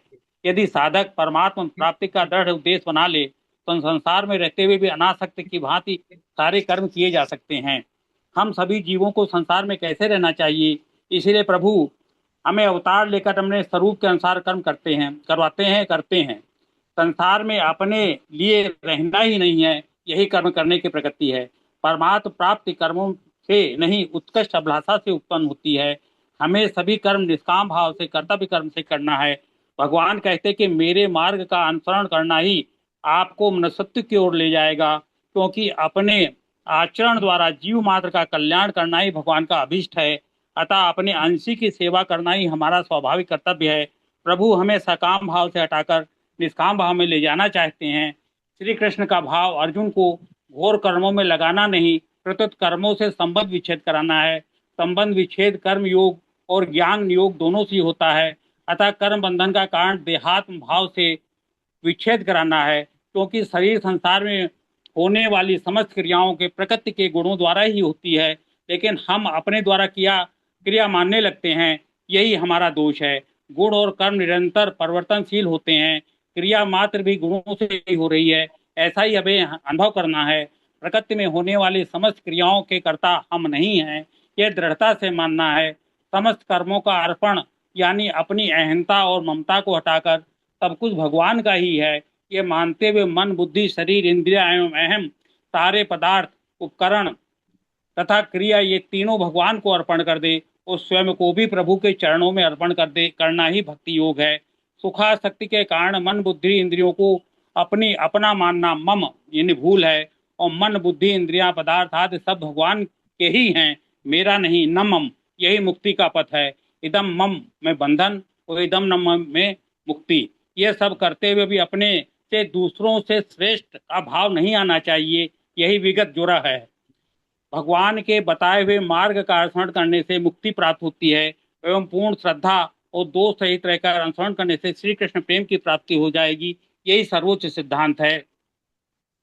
मन इंद्रियों का मालिक होते हुए बुद्धि का गुलाम है, लेकिन स्वयं में विषयों की लालसा के कारण मन बुद्धि को वश में करके कामना पूर्ति में लगाए रहता है। इसके लिए स्वयं में दृढ़ संकल्प करना पड़ेगा। वासना विवेक को ढक देती है, जिससे विवेक जागृत नहीं होता है, इसीलिए तत्व बोध भी नष्ट हो जाता है। यदि हमें परमात्मा प्राप्ति का दृढ़ निश्चय मन के संकल्प को विकल्प को नष्ट कर देता है। मन इंद्रियों से श्रेष्ठ सबल और सूक्ष्म है। मन बुद्धि को नहीं जानता है, लेकिन बुद्धि मन को जानती है। मन कैसा है ये बुद्धि जानती है। काम तो बुद्धि से सूक्ष्म श्रेष्ठ है। मन बुद्धि का सेवक है, मन को वश में करने के लिए बुद्धि को श्री कृष्ण के चरणों में अर्पित कर दें। हरे कृष्णा प्रभु जी, हरे कृष्णा। हरे कृष्णा। बहुत बहुत बढ़िया आपने सर पूरा शॉर्ट में कर दिया, पूरा कवर। काफी अच्छा आपने कर हरे दिया। कृष्ण। हरे कृष्णा। और कोई कुछ बोलना चाहता है, किसी को प्रश्न हो या आगे चलें?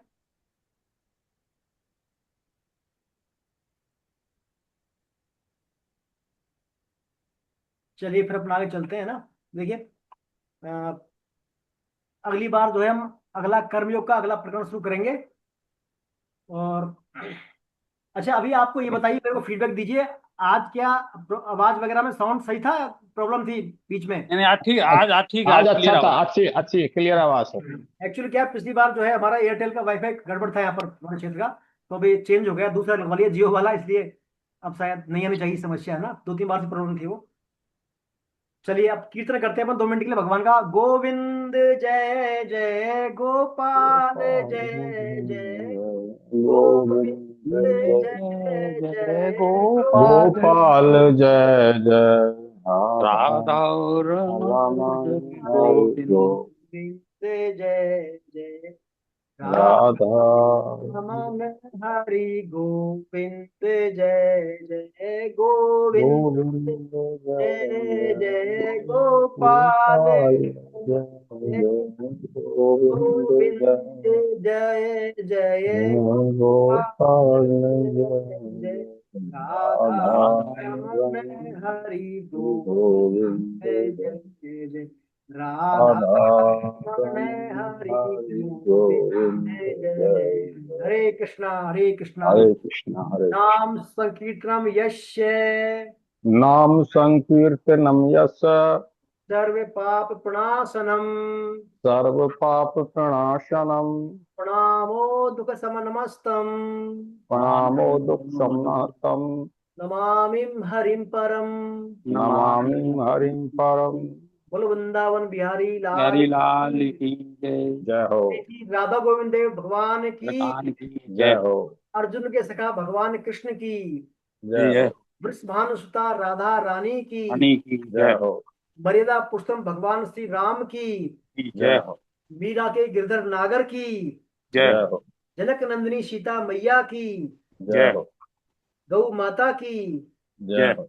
धरती माता की। जय हो। गंगा मैया की। जय। जय हो। साधक संजीवनी की। जय जय। हो। श्रीमद् भागवत महापुराण की। जय जय। हो। अनंत कोटि वैष्णव वृंद की। जय हो। श्री श्री कृष्ण बलराम की। जय। जय हो। जगन्नाथ बलदेव सुभद्रा मैया की। की जय जय। हो। प्रहलाद नरसिम्हा देव की। जय। जय हो। हरे कृष्ण महामंत्र की। की जय जय। हो। हरिनाम संकीर्तन यज्ञ की। जय जय। हो। आज के आनंद की। की जय जय। हो। आप सभी वैष्णव को प्रणाम, सभी की जय हो, प्रणाम। हरे हमारे आचार्य जी की जय हो। हरे हमारे कृष्णा आचार्य जी। हरे कृष्णा आचार्य हरे कृष्णा हरे कृष्ण हरे हरे कृष्णा कृष्ण। हरे कृष्णा।